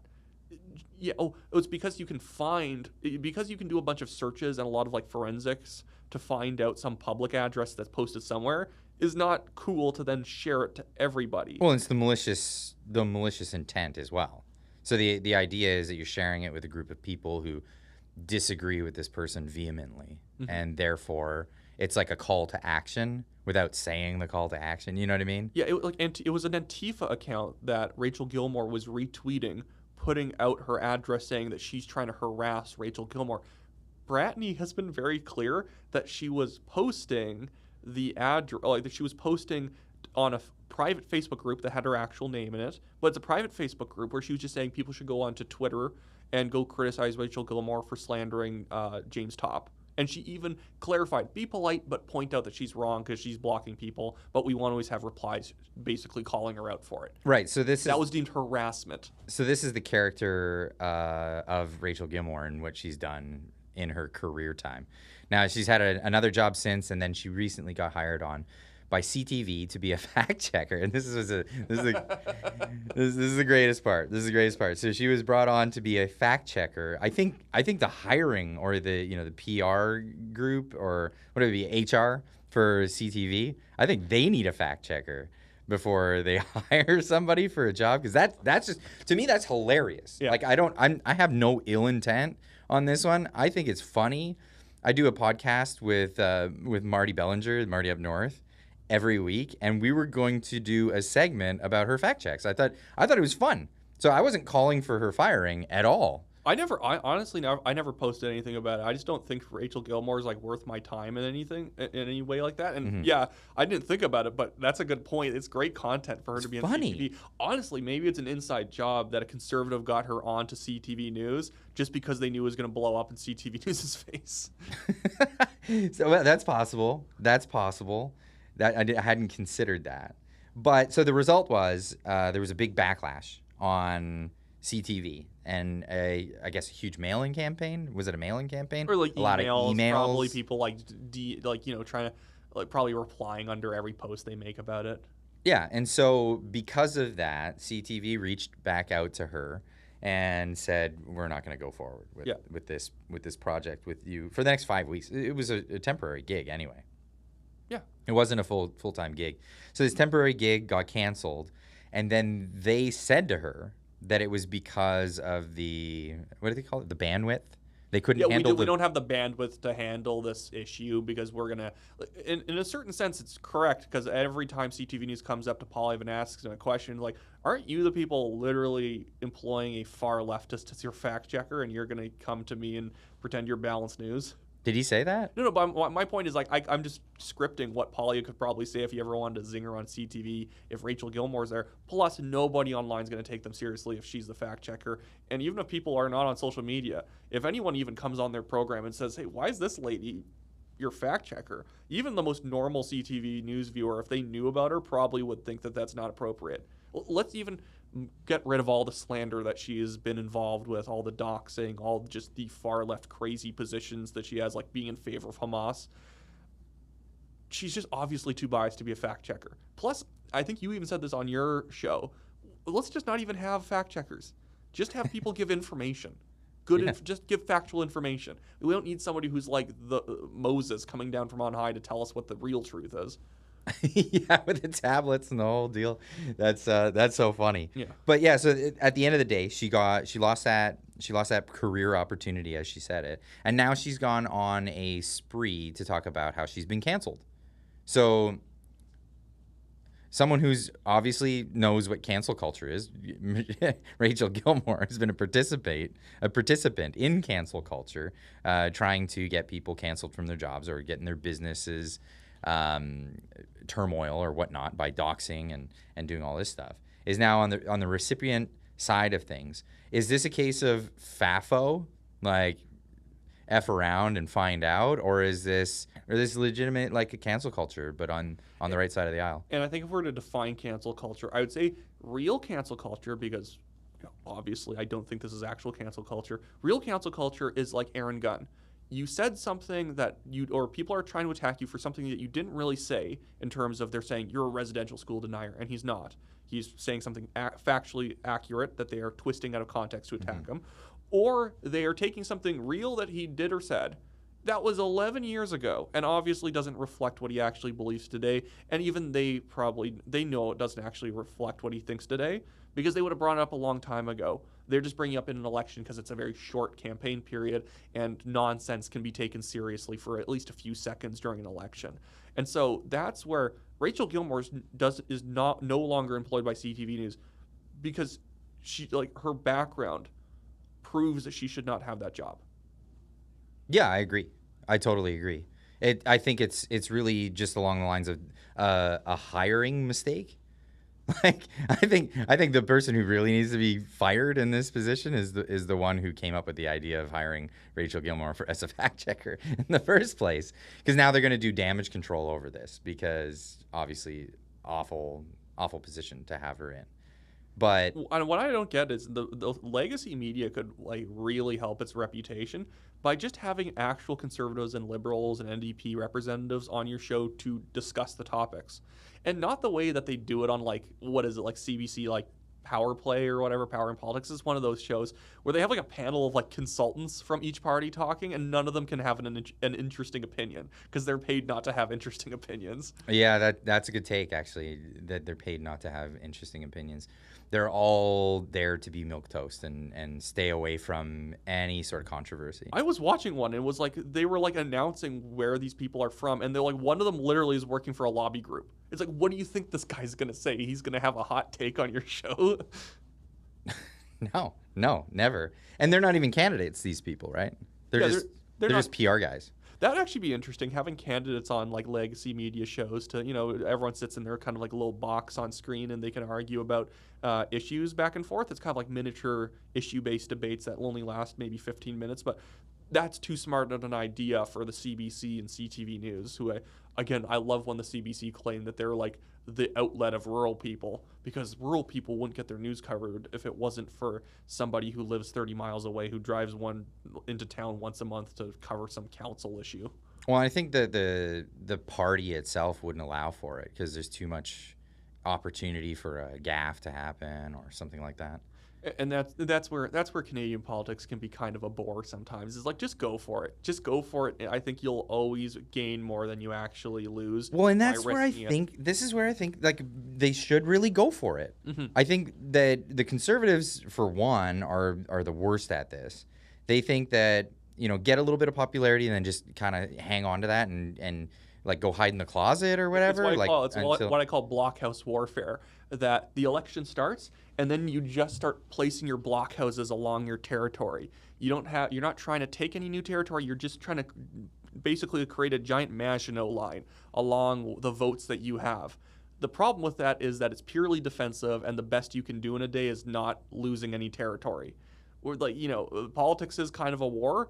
Mm-hmm. You defend yourself on one issue front, you attack on one issue front, you try and get voters. You can almost think of the map of Canada as a battle map. Which neighborhoods do you have? Which kind of voters do you have? What kind of media access? Are you running ads? Are you doing a leafleting campaign? Are you door knocking? Are you doing a rally there? Social media podcasts, they all have their place. And I find that oftentimes parties feel like all they can really do is maintain territory and hit the ground. Just do on-the-ground politics, which is very effective. But if you're leaving your planes on the ground and the tanks are parked back at base, you're not going to win by just having your troops get out of the trench and try and give them the bayonet every time. Fair enough. Now, usually on this portion of the live stream, I'll go into Q&A stuff with the chat. Now, I have a completely different setup at home. I can tell. This is not usually how we're sitting on your show. No, exactly. It's not usually set up like this, and this is fantastic. I want to thank the guys at Media Pouch for putting this all together for us. It's amazing work that they're doing for us. We came from the hotel that we're at, and I finished a video with a clip-on light on my laptop screen with a clip-on microphone talking in a room where you can very much tell I am not in my normal studio, with shadows behind me on a white wall, with me literally strategically placing my head to cover up the thermostat behind me. Oh, amazing. So this is nice. So I was watching one of your streams the other night, and maybe you can help me out with this, because I'm gonna get into a bit of this. But to catch up on old chats without my usual setup at home, how do I catch up on the old chat? Like because you were going like 2 hours back on some of your chats. You might have to go. It's because StreamYards is actually a really good streaming platform. To give them a small plug, you might have to just go to the back end, and then you have to go scroll all the way through on the back end of your channel. That's where you can probably see them, like right there. Maybe Like you right just have to hit refresh, and then you can go through. Okay, so let's do this. So let's go through some of this because I didn't want this to be just a podcast just between you and I, because the Friday live stream is usually for what I like to do is I like to chat with the audience on the Friday live streams. We do the Marty and Clyde show on Wednesday evenings, and then I've been doing a lot of other live streams. And since we still have quite a bit of time, we can get to some other topics, but I'd like to have a little bit more interactivity with the people who are chilling with us in the chat. Well, yeah, let the people in the chat pick the topics. Absolutely. So I guess we scroll back to where it started. All I'm seeing is like the super chats that go back that far, but we can pop some of these up and address some of these, so we can both get to some of that as well. Even if we put that in the middle, I think we can just pass it back and forth. We can make it look good. There we go. But I have already had a couple of these, and they're running right through me. This Texas water, it runs right through you. Good stuff, by the way. Thanks to everyone out there. So I'll leave the stream with you for just a moment. I'll jump off, and then you good with that? Want me to read any of them? Or I'd like you to. Around? I don't want to mess up your. Yeah, no. Go through some of the first ones that came in. I think they start here. Oh, okay. At this point, and I'll be two shakes. I'll be right back, and then we'll get into the rest. Okay. And hopefully into some of the live chat as well as it's going by. Okay, perfect. Well, it's becoming an impromptu episode of the Wyatt Claypool show. So welcome everybody. Hey guys, it's Wyatt Claypool here. It's funny how me just even saying that basic phrase has now become like a thing where people like me saying that in my videos. It's very strange how just me saying really basic stuff because I say it enough becomes like a catchphrase. But I'm going to start at the bottom here. Peter Whiten for a $5 super chat for Clyde Do Something. Thank you for that. I'm thanking you on Clyde's behalf, saying, my parents are obsessed with U.S. politics. I told them that the big show at home right now, that the big show is happening at home right now. Let's bring it home. And definitely, I think that it's actually understandable that your parents think that American politics are more interesting, because this is actually the biggest problem with the CBC. The CBC has taught Canadians that news and politics is inherently boring. So don't really follow it too hard. Just default vote for the party. That sounds about right. And it turns out that if you don't know what's going on, you're more likely to want to vote Liberal. And that's what I find is so unforgivable about CBC and CTV News. Canadian politics can absolutely be as interesting and theatrical and fun to follow as American politics. Not that we follow it just for entertainment value. We shouldn't be doing that. But but you always want a little bit of levity. You want some intrigue when you're following something to keep you focused. And I find the CBC just rips the soul out of every single issue that's talked about, to the point where people just assume that nothing's really going wrong. That was the story of COVID in Canada. Obviously, the government was being extremely draconian and authoritarian, locking people down, but if you watch the CBC, you think nothing was really happening. Nothing was going wrong. Look, there's Trudeau every single day with what's her name, Theresa Tam, saying that if we just lock down harder for another week, everything will be fine, covering none of the actual issues that were going on, all the ways that this wasn't working out.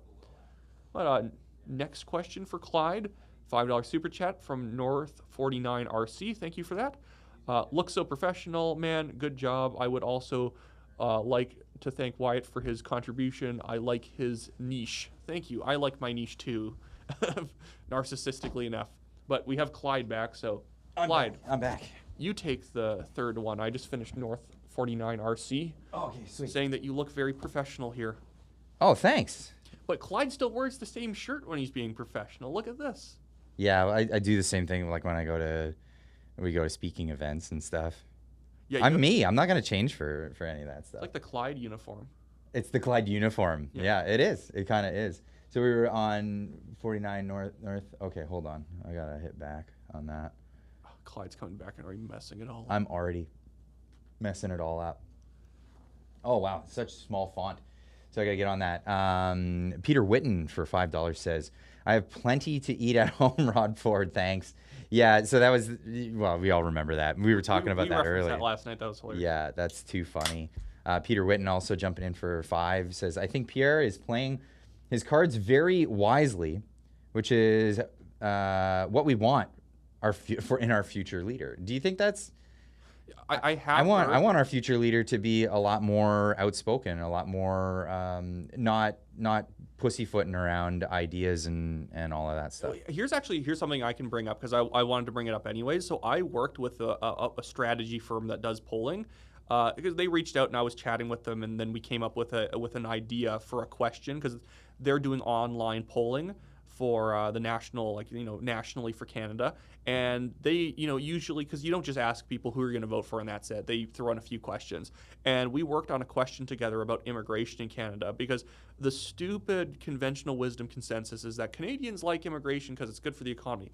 No one actually thinks that.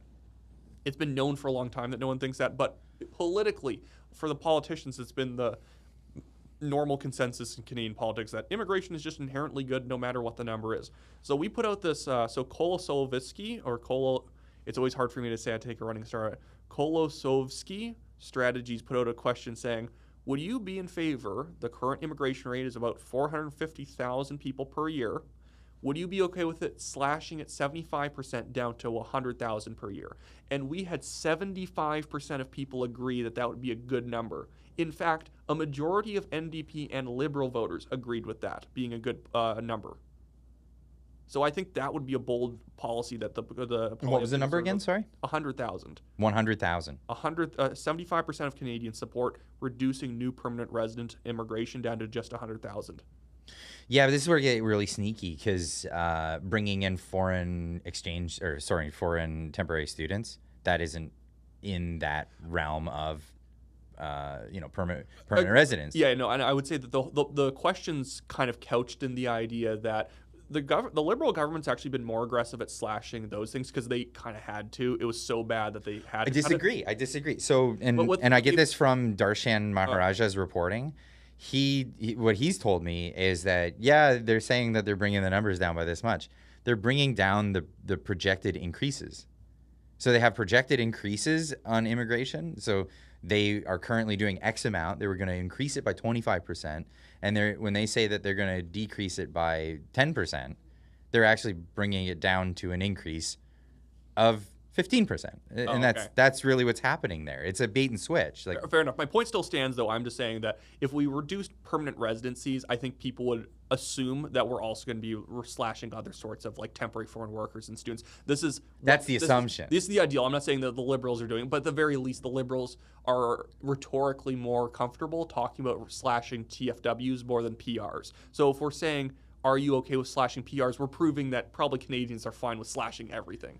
Yeah, Canadians are fine with slashing everything, but yeah, this is the whole. This is where it may sound like semantics, but no, actually You are right because we can't just say, well, it's generally okay because the TFWs and the students, the way that the programs are managed, people don't go home because you can always reapply. I'd love a situation where you can come for 4 years or 3 years as a TFW, temporary foreign worker, but afterwards you can't work here for 2 years. Have it be go home. Go and find out if you want to start a family in your home country, go to get a job there. You can go home and maybe apply to be a permanent resident, but you can't just keep sort of chaining it along where you've been here for 16 years of being a TFW. That's just not right. Well, and that's the thing. So then they become eligible after X amount of times of being a temporary foreign worker.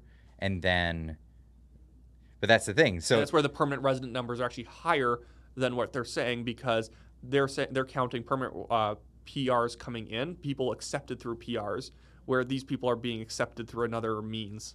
But they're also so this is where a lot of the contention comes in, and this is where you end up having protests in the streets and all that kind of thing. Because if they limit the numbers of this, then all those people that have been waiting doing temporary foreign worker jobs or under that visa status, then they think that they're next in line when that's not necessarily what we're actually looking for as a permanent resident in the country. Yeah, it's in the name, temporary.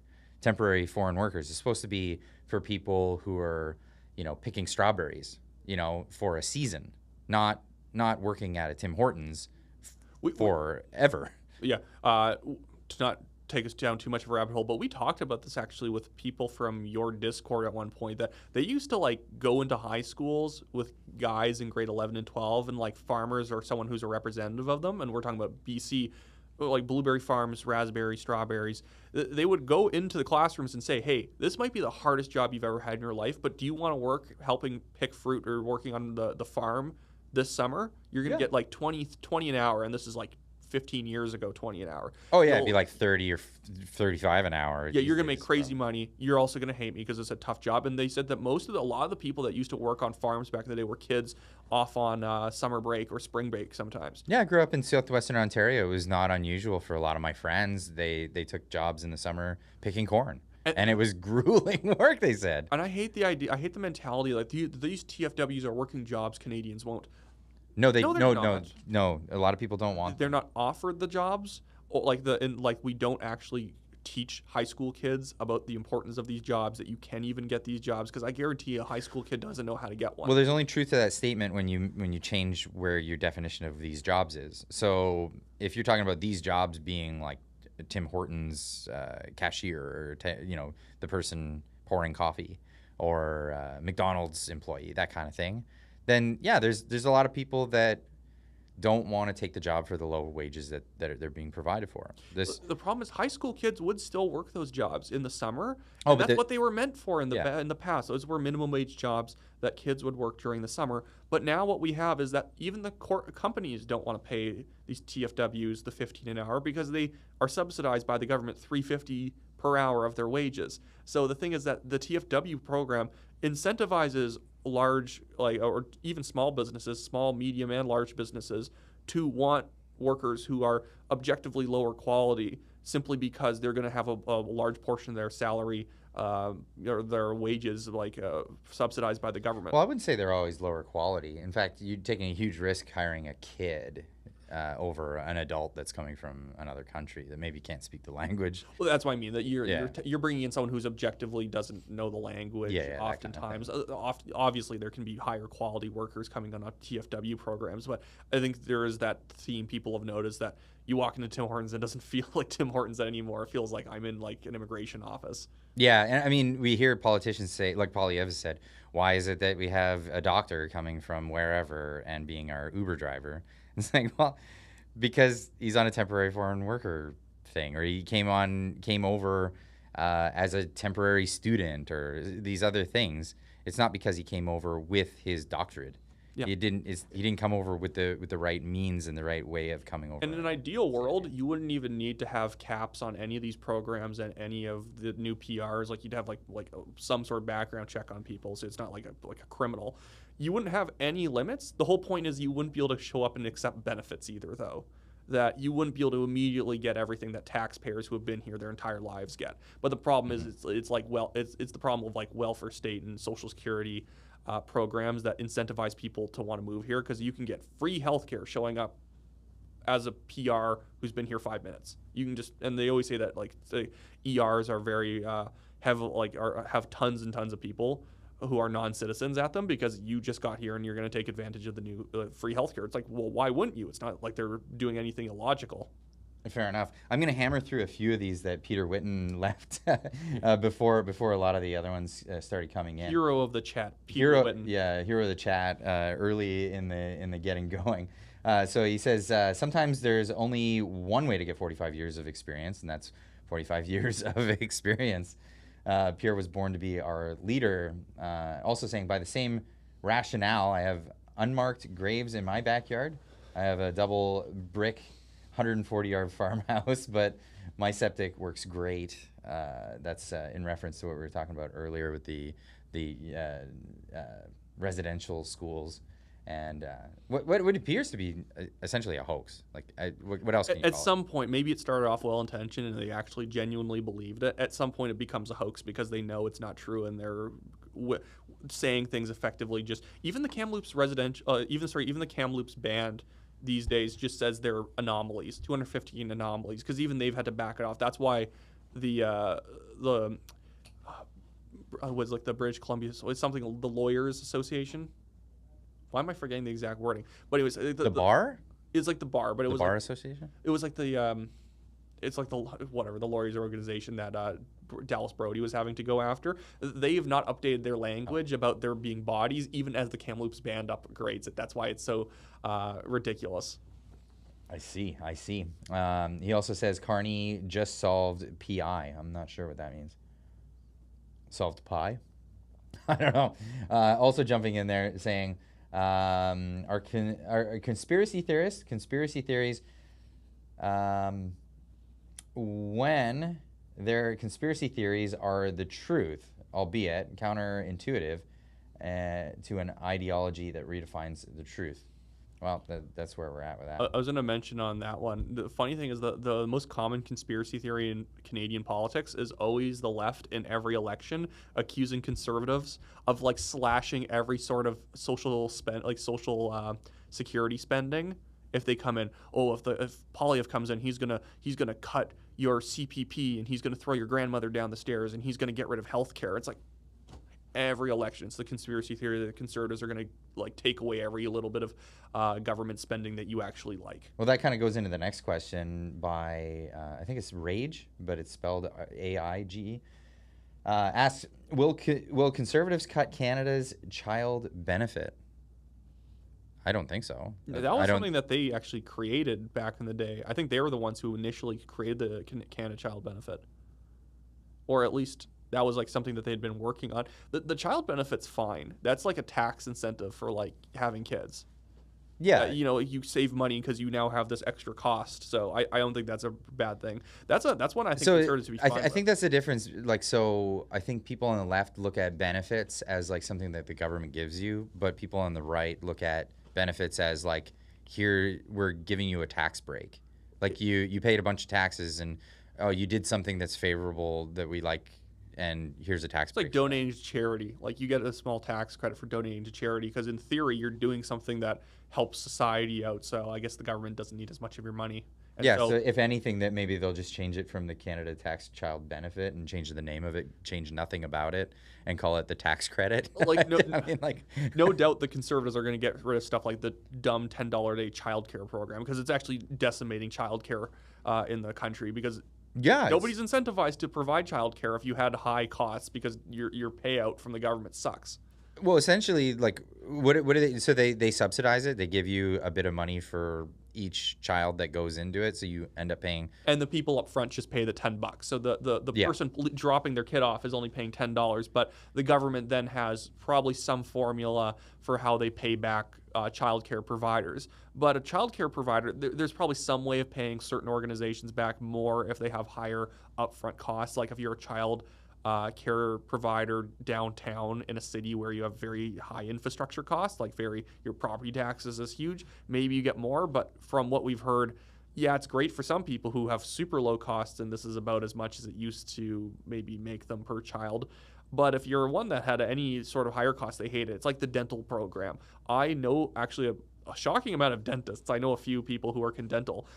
Every one of them, very non-political people, say it's a stupid program and nobody really accepts it. Like my dentist, I brought it up before it became like mainstream to talk about it. Yeah, I brought it up and I said, what do you think of this program that's coming in? He had no idea. Yeah, and so I explained it to him and he was like, well, that's awful. I don't want that. That sounds like more expense, like bureaucratic expense, like stuff that he's gonna have to hire more people on his office to take care of. I think what it is like new dentists might do it. If they don't have a lot of clients, they'll take it because it gives you a bunch of automatic government clients, but it's basically working for like not that much more than minimum wage when you take out all your extra costs that go into, running a dental office. You can't do this for free. Yeah, exactly. Unbelievable. So Myron Ann's jumping in with a $10 super chat says, we are playing games of risk today. Move your pieces carefully, but do take the risk. And I've been saying this: take the risk. Why are we so risk averse? Let's jump on it. And that's my point about immigration. Right now, the Conservatives are running with like a 200 to 250,000 PR cap, and it's like run on 100,000. because at the debate, it's a way better thing to push Carney on. It's harder to say, hey, you want too much immigration and their limit is only 100,000 more than yours. It's like, make yours starkly different. It's always more effective to be black and white on an issue than be like shades of gray between the two parties' positions. It's still better with the Conservatives, definitely. 100,000 less is still better, but make it much better rather than just better. Well, and 15% off income tax. Well, why don't you make it more than that? Why not make it every bracket is 15% off? Because it's only the lowest, the first 50,000 that you get the 2.25% reduction on your rate. Make it like 1.5% reduction for every bracket after that. Like lower corporate taxes. It would be smart because what's Carney going to do? Oh, Poilievre's fighting for the corporations. I'm like, well, you're helping American corporations outcompete us then. Well, that's exactly it. And I think what it needs is a bit of an explainer. I think Canadians really need to realize that why did Carney move his company to New York? Well, because the corporate tax rate went down. See, this is actually we should just be making conservative talking points here and then just send them to like the party. This is too much because they're scared of being called the corporate guys. Oh, we cut corporate taxes, so we're corporate. Okay. Well, sue me for it. We're going to actually save our businesses. We're going to save our industries. Well, I mean, it'd be a huge zinger. We say, like, we're dropping corporate tax rate to 14% because maybe I can incentivize Carney to we want Carney to move back to Canada. Yeah. Let's have Carney's companies move back to Canada, and that's what we're going to do. That'd be a hilarious one. It would work. I think so. Trish Brew with a $6.99 super chat says, missed the first 20 minutes as I was volunteering at my Conservative candidate's office. Can you start all over again, LOL? I hope people get out and help. And this is what you've been telling people so much. We salute you, Trish, because we want more people to actually get out there and do real things. Because it's great to watch, it's great to watch YouTube content. It's great to even make YouTube content, but nothing beats actually hitting the doors, putting leaflets in people's doorways, taking phone calls, because there's so many people. People would be shocked when you go door knocking how many people don't even know there's an election on, and it's like the last week. That's crazy. And then how long do you have so what's your sort of window to register to vote? Most people are already pre-registered. It's a very thin amount of people who are not registered because they don't renew their driver's license, or they don't have a driver's license or whatever. It's usually city voters who sometimes aren't registered. Okay, but we're talking about a whole swath of people that could change the direction of this election. Those people need to be registered. It's more so that they just need to show up, because it's not like America where registering to vote is its own process that you have to do. In Canada, usually gets piggybacked off of some other stuff. So some people might not be registered, but I think in Canada it's like universal. You can be same day registered as long as you're a citizen, can prove it on the spot. Oh, and your driver's license up to date and all that stuff. Yeah, you have a passport on, you have a bill showing that you actually live there. I'm a citizen. That's the one thing that Canada's better than America on in politics, is it's way easier to actually verify who can vote and who can't vote. Which is important. That's very important. By the way, guys, it's not racist to have voter ID. We've had it for a long time. Yeah, we've had it in Canada for a very long time. Diane Sylvain says, "Hi guys, I missed the first part of the session. Have you spoken to any Texans about our election or Canadians in general?" So I've been doing some man on the street stuff, and that's been a lot of fun, talking with Americans about their opinion. Americans are so nice down here anyway. I'm still scared of talking to people on the streets. Clyde's the brave one who can walk into a gun shop and talk to people about firearm policy. That's coming up. Actually, there's a couple of videos that we've already recorded. We just haven't published yet. But yeah, some man on the street stuff, talking to some drunks in Dallas. That was a lot of fun. Drunk people, they're unpredictable. That could be scary sometimes. It's good. It's a good bit. It is a really good bit. It's fun. So look forward to that, as well as we wanted to dispel some of the myths about firearms, and why not do that in the firearm state? Everybody talks about Texas. Whenever Texas comes up, everyone brings up guns, and that's a big thing. So we went and shot some big guns, some small guns, and I had a lot of fun with that. So in that, we have some footage of talking to people whose livelihood depends on following the laws when it comes to the distribution of firearms. So going into gun shops and talking to the people that have to that are selling firearms and talking about the regulations that they have to follow. I like how they were always so mystified every single time you start asking about gun policies. They're like, how do people not know that you can't just walk into a gun store and get a revolver without having to do a background check? And they're like, Canadians who watch the CBC will not know. Yeah, it's part of the propaganda. That's it. People have this amazing misconception of the reality of the situation. So, long story short, or a spoiler for this one, Americans cannot just walk into a gun shop with no ID or anything and buy a firearm. Felons cannot buy firearms, period. If you're from outside of the state, you can't buy a handgun. You can only buy long guns. And the gun store has to know what regulations are in the state that you're coming from, so you're not buying a firearm that's prohibited in their state. Mm-hmm. So there's like all these rules, and every gun store has to be up on it. And every gun person we talk to is like textbook knowledgeable about what they're doing. They're not like, I guess I have to do that. No, like they'll tell you how it goes and how they're going to do it. That is it. They are very serious people. Absolutely. And so friendly about it too. Yeah. It's not like going to the comic book guy and they're like, oh, you don't know, giving you. That was a great 1.5 second impression of somebody I don't know. It's just schmarmy people, Yeah. Polyef's selling out the country to Trump. I had an interaction with a guy in Nanaimo about that, and he was just like, well, he's selling out the country. And I'm like, how? And he's like, well, he's caving to Trump and he's praising Trump. I'm like, when did you do that? And then I was just like, before he answered me, I'm like, you don't know what you're talking to. And then his wife comes like, get off our property. Yeah. Well, so you're that's so funny. You're scared to do the man on the street stuff. But I'll go and talk to people about politics randomly at their door. You'll knock on their door. It's because I'm a weird person, as you can tell. So I can like go to someone's door and I'm like playing a part. I'm doing the door knocking thing. They, as soon as they open the door, kind of understand what I'm there for. Like walking up to someone unsolicitedly and saying, "Do you want to talk about Canadian politics?" And it's like we're in Texas. I'm like, I feel weird. I don't know how to orient myself in this thing. No, I think it's good. And you know what? People have been so receptive and so friendly that it's just encouraged me to do it more. Actually. Mm-hmm. I've never had. Well, I didn't have any people get angry at me, and obviously you have at the doors. So I had someone try to beat me up at the door one time in Calgary.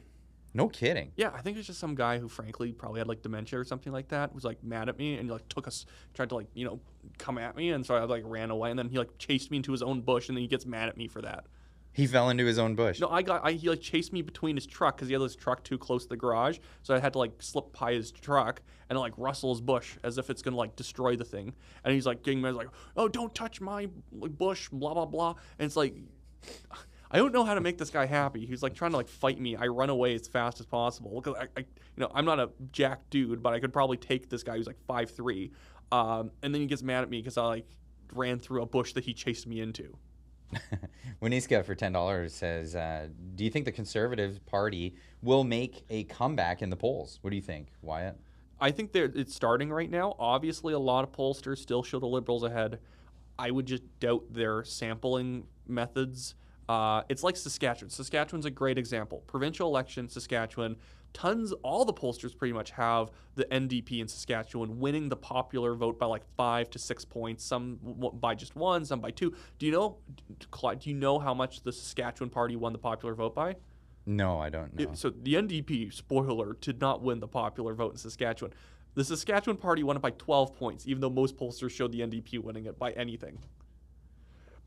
So is that considered a landslide? Yeah, it was like a 15-point swing on average. That in terms of what the error rate was 15%, or not a rate, the error was 15%. So like a pollster that was showing the NDP winning by 3 points would be off by 15 because the Saskatchewan party won by 12.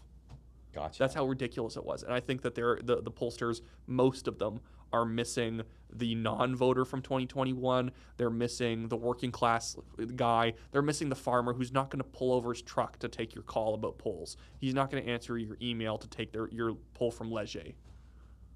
Right. Well, and that's why some of the polling is, people just they're not believing it. Mm-hmm. Like there's so many people that are looking at the polling and they're just saying that's just trash. Don't believe it. Anyway, moving on.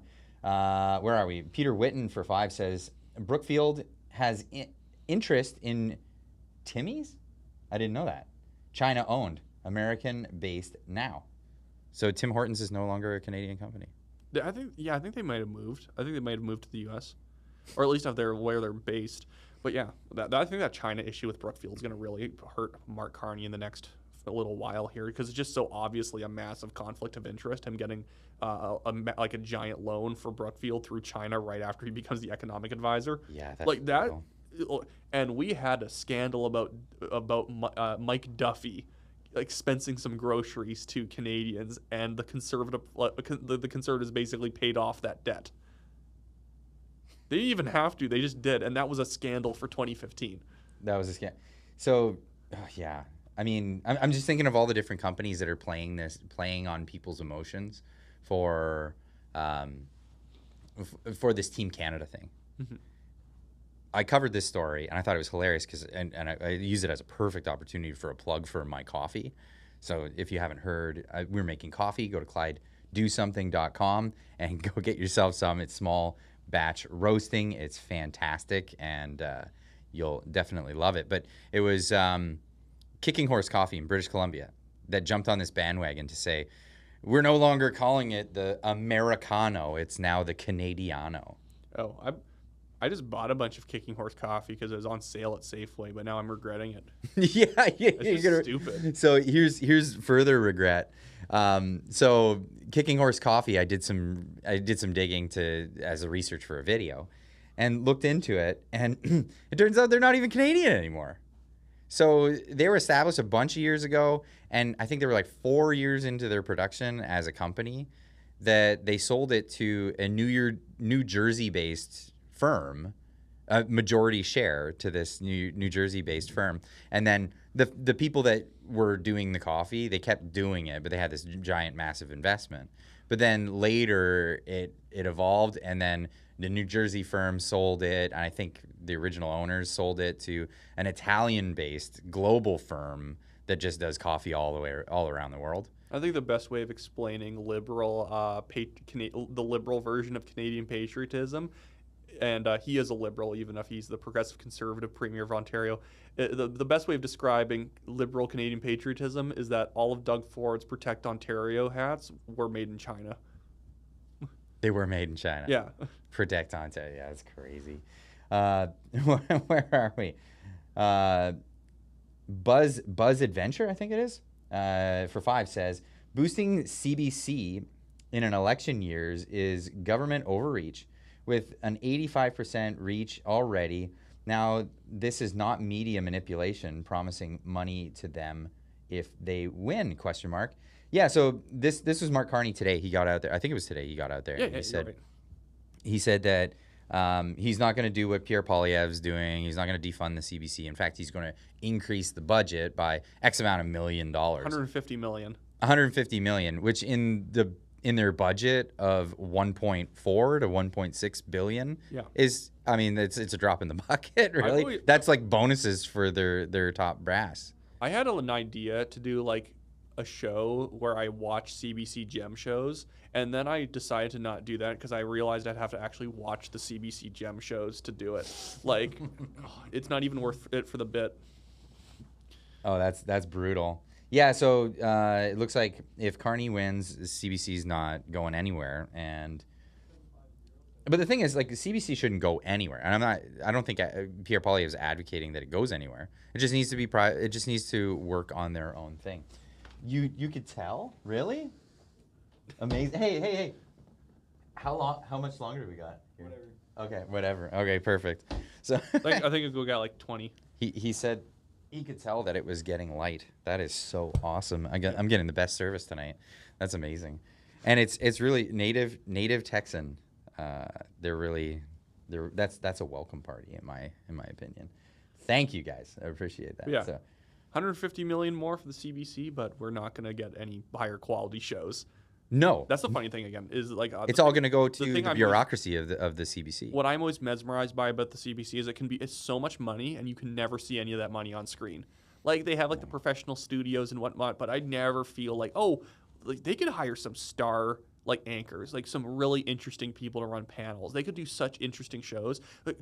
If you were given $100,000, you could put together a far more interesting daily political show than they are. And you could even be objective. Yes. You could even try and make it an objective show too, if Oh, that was absolutely. required. I have been making it an objective show to an extent. I mean, obviously, I have my biases, but I've been inviting people on Yeah. that bias the other way. Mhm. Absolutely. So, and I don't agree with you on all points, but you and I obviously we bias in the same direction. But I recently had Julian Newman on the show. We completely disagree, like fundamentally on so many things. And I just want to bring that to the audience. That's really at the end of the day. I want people to have, my perspective on things, but have other people's that disagree with me. I think that's it's fair. It's more fair to the audience. Yeah, I guess that I can correct myself. I guess you wouldn't even have you do a pretty decently neutral show, because I guess there's no such thing as a show with like a commentator or some anchor who's not biased. Everyone's biased. I'm just pretty straightforward with my bias. I let people know where it is. I just know that if you ran a show and you tried to get lefties on, you'd have to make like an extremely like labor-induced, laborious attempt to seem hyper neutral. Because the thing is that if you're even slightly conservative in any way, you're even tinted a little libertarian, they'd be like, I can't be on your show. It's not going to be fair to me, because they need to be only in friendly territory. So many lefties. It's true, and I give Julian such credit for entering this territory. Absolutely, because he had the guts to do it, and it wasn't. There was no argument. Mm-hmm. We disagreed, but that's as far as it went for that. Diane Sylvain for 5 says, "What is going what's going on with these poly markets?" So you probably know more about this poly market, all of the polling and all that stuff. How do they work? Who bets? P.S. When are you getting your cowboy hats? Love you both as podcasters. That's awesome. Thank you. So poly market, how does it work? These are bets, and they can only take place in the United States, or they can. I think you can do it anywhere. I think that the main thing is like you could just get a VPN to do it. I think you have to buy like their cryptocurrency in order to then place the bet, because the bet is they show the dollar values of it, but it's really they're just showing you the dollar ratios of the bets. But you're having to bet in like poly market or like coins or whatever. Yeah, or whatever their thing is. That's like on top of I wouldn't want to gamble. Like that's what makes it kind of annoying to use. See, the problem is you're actually going to line up people who don't really know politics, who put lots of money on it, and so those people are apt to react to polling swings, even if those polling swings might not be really real. And I think as the poly market thing, because it's a gambling app, it's not a polling app. People are correct that the gambling websites, the bookmakers tend to be better at predicting presidential elections than most of the pollsters. But we're only talking about most of the pollsters, because most of them are not very good. They're not trying to intentionally be bad, except Ecos and Frank Graves. I think they're terrible on purpose almost. Like at the very least, that's my only. But famously, you could win by betting on an underdog and have. And that's the problem. A lot of people will throw money onto whoever, because right now I think it's going to stay tight the entire time from here on out on poly market, unless like Carney or Poly have flubbed so bad that a lot of people are just going to bet on the opponent. I think it's just tight that people are just only putting money in for the payouts at this point. Right. So when you bet on poly market, you get the risk that you take at the moment that you made their bet. Yes. Oh, okay. So it doesn't. Your risk doesn't. Your risk would change over time. The risk is not just based on. But the payout based. Yeah, the risk is not just based on who's betting on the other side. It's also based on factors that they bake in about the race, because obviously the betting has to start somewhere. So if they started taking bets on who's going to become the next prime minister as of a year ago, it was probably like you're paying. You get very little if you're betting on Poilievre back then. Right. Because the polls were polling so high. Yeah, it was like there was no chance he was going to lose. 20 points up. Probably even Trudeau would have recovered a lot because of the tariffs issue, but I think that issue is now going to be gone for the election. It'll still be there, but it's going to drop down to like a secondary type of an issue. It's going to go mostly back to domestic economy. I just can't believe how fickle, I guess is the word, like people are when even Trudeau would bounce back on the tariffs. And he did, because look at his approval rating after he stepped down. He was in the positives almost towards the end. He was in the positives. Yeah, it was ridiculous. Yeah, as he was stepping down. It's all these liberals saying, "Oh, what a gentleman and a scholar," because he's gonna leave them alone now.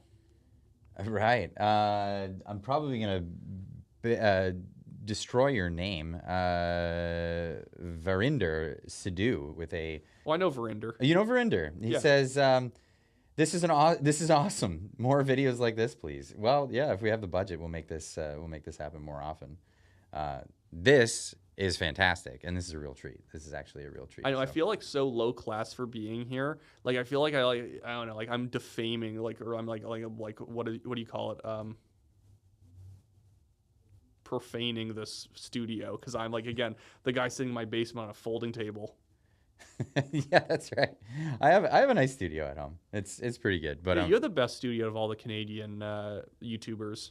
Really? Yeah, you probably do. You had that piano in the background for a while. It was like a really nice looking studio. That was a proper studio. I lost that place. I've never liked the galaxy light kind of studios that people do where it's like dark and there's just like colorful galaxy lights everywhere because it kind of gets generic. So I like my thing with my like knickknacks behind me. And then I like the Nintendo Entertainment System game cartridge. I like swap out every video. Oh, yeah. I still haven't gotten through all of them. I have like 100. You have like 100? Yeah. I think we're halfway there because I make a lot of videos. Nice. Peter Witten back with another super chat says, Risk is a great game. Now let's move on to Axes and Allies. Politics in Canada is, what is that word? Doctrinal? I don't know. 13D shape chess now. Oh, what is it? The decahedronal or whatever, however you pronounce that. Yeah, I think he's just saying it's multifaceted. He was saying my point is like it's kind of a war, and your advertising is like your artillery, and then you have your like all your other things can be metaphorized into a military thing. Into a decahedra. Or whatever. I don't know how to pronounce it. But thanks for the super chat. It says, hang on, let's bring it home. So going with the strategy. I'm not going to lie. Like, I like Pierre. I like where he's going. I'm getting annoyed with some of the sloganism. I get it. It works. It works for a lot of people. The thing is that it's a commonly said thing in political like activism and strategy. You never do something too much or it eventually becomes nauseating. Isn't that a Saul Alinsky's rules for radicals that every negative can eventually break through to a positive and vice versa? Oh, okay. Yeah, so if you does the too much sloganeering, it does become the parody of verb the noun constantly. We're going to verb the noun. We're going to build the homes. We're going to stop the crime. And yeah. So, it's not so much if that's the main thing, bring it home. It's kind of like Donald Trump with the Make America Great Again. That's not really getting old for a lot of people. That's fine. You can have little signatures, but I think that's actually why Poilievre's great on long-form podcasts. He should do more because I think that it helps fill you out a little bit more rather than people thinking, well, he says that. Well, what does he really mean by that? It's like, make it so that it is not at all vague what you mean. Like, sit down and talk about what your housing policy is. Like I've always said, he needs to become like Ross Perot and get a little pointy wooden stick and point at, or I guess it doesn't matter. Pie charts. Yeah, point at a chart. Yeah, point at a chart and teach people about a specific area of public policy and what he thinks the liberals are doing wrong and what he wants to do. Have a little like 15-minute explainer videos where he does almost these little miniature documentaries, but it's mostly a very spare video with just him talking about it with like a little bit of some physical props. Well, we all know that Ross Perot lost. I know, but he got 15% as some random guy. Fair enough. But I was going to say a point there. Along the lines of the sloganeering.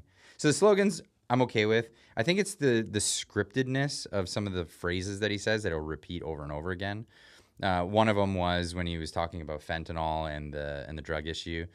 He would often repeat the same line of, don't want to have another mother having to bury her face in her hands over the loss of a child. I don't think you can repeat things that are emotionally charged or kind of hurts you over time, because if people ever clip all that stuff together seems disingenuous. Yeah, that's how because I watch all of these things. Yeah. So I get it. Not everybody's watching all of these things, but when you're the one reporting on it and you're watching it over and over again, you hear the same phrases again and again. Yeah, it doesn't matter if your name is Smith or Singh. It needs to Yeah, all of those. We want you to be living in in your safe streets, in your safe neighborhood, protected by your safe troops. It's like your powerful what? paycheck. I hate the powerful paycheck. The powerful paycheck. Yeah, it's so silly for some reason to me. Like, yeah, so you're with me on that one. We'll see. I just We'll say see good paycheck. Sometimes being a thesaurus isn't a good thing in politics.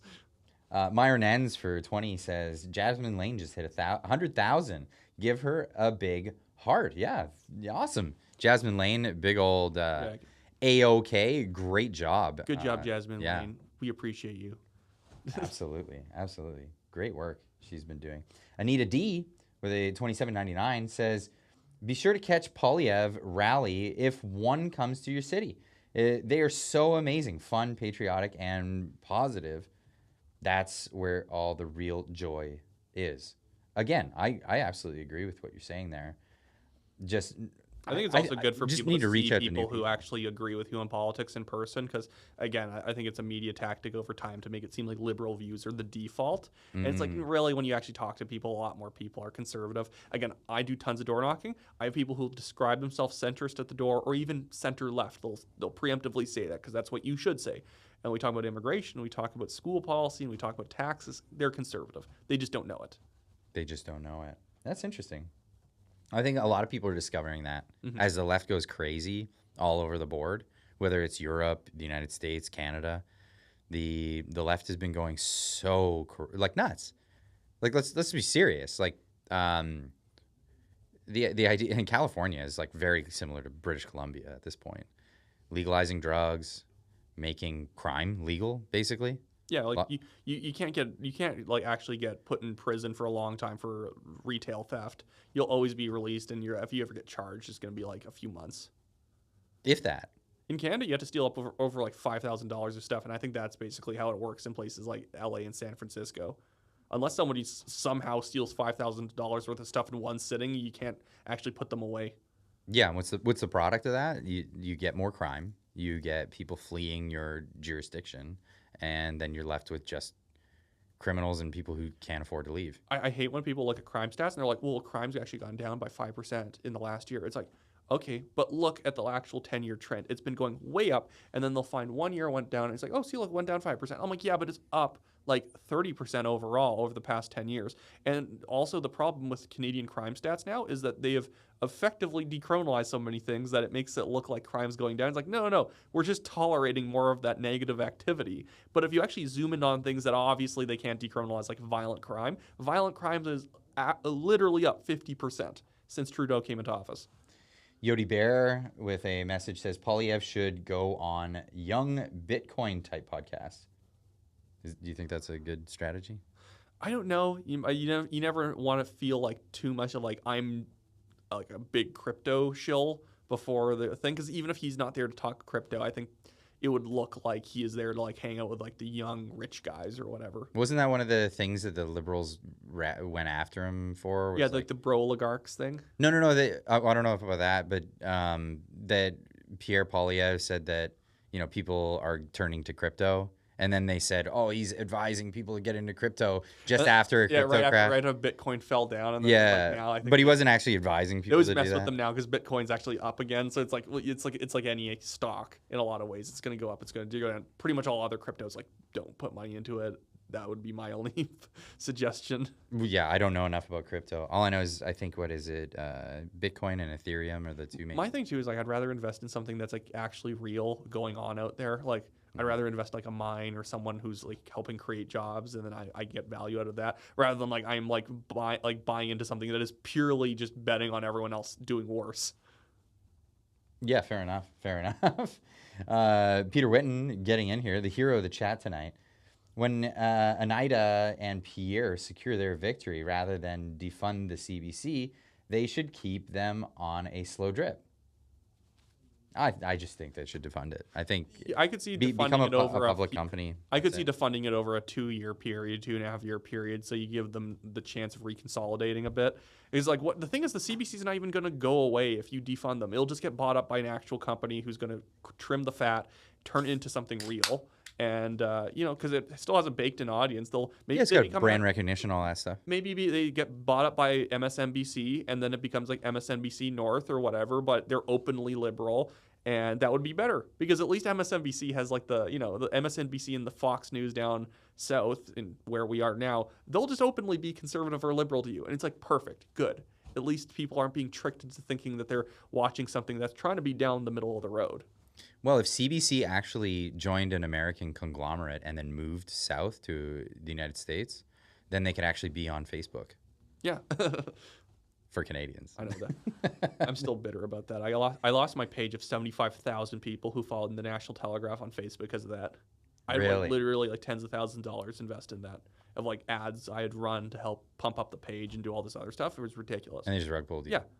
Oh, we're trying to get independent creators or we're trying to get journalists paid. Like, no, all the money would have gone to the CBC and CTV and like the Globe and Mail. That's and where it all stuff. went Yeah. anyway. Yeah. By the way, guys, do people know this? Little fact for you in Ontario. You know that Doug Ford saved the Toronto Star? He gave Torstar the first online gambling license in Ontario, and they got to be the only one for like over a couple years or so.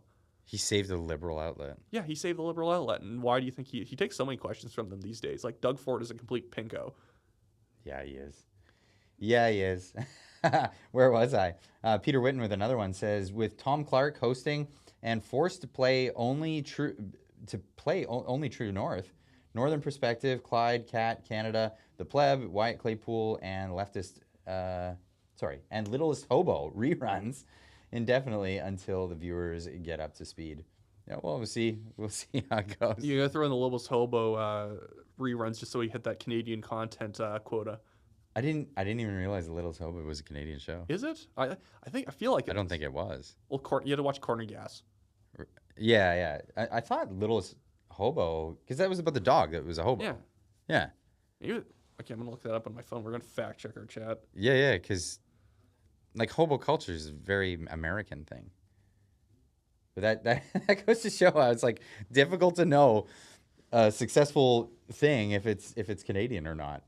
Okay, it's a Canadian show. There you go. It's actually from the CTV. Made it. I had no idea. Okay, wow. We're learning things today. Trish Brew says a CTV reporter asked Carney if he would start buying U.S. strawberries. He admitted PM he doesn't do the shopping. As PM he doesn't do the shopping. So out of touch with the average Canadian. I think he actually admitted that he has like people who shop for him. It's not even like my wife shops. Oh, brutal. And who's doing that in French? Maybe he's gonna blame his bad French. Try doing that at the debate, because man, he's gonna have to.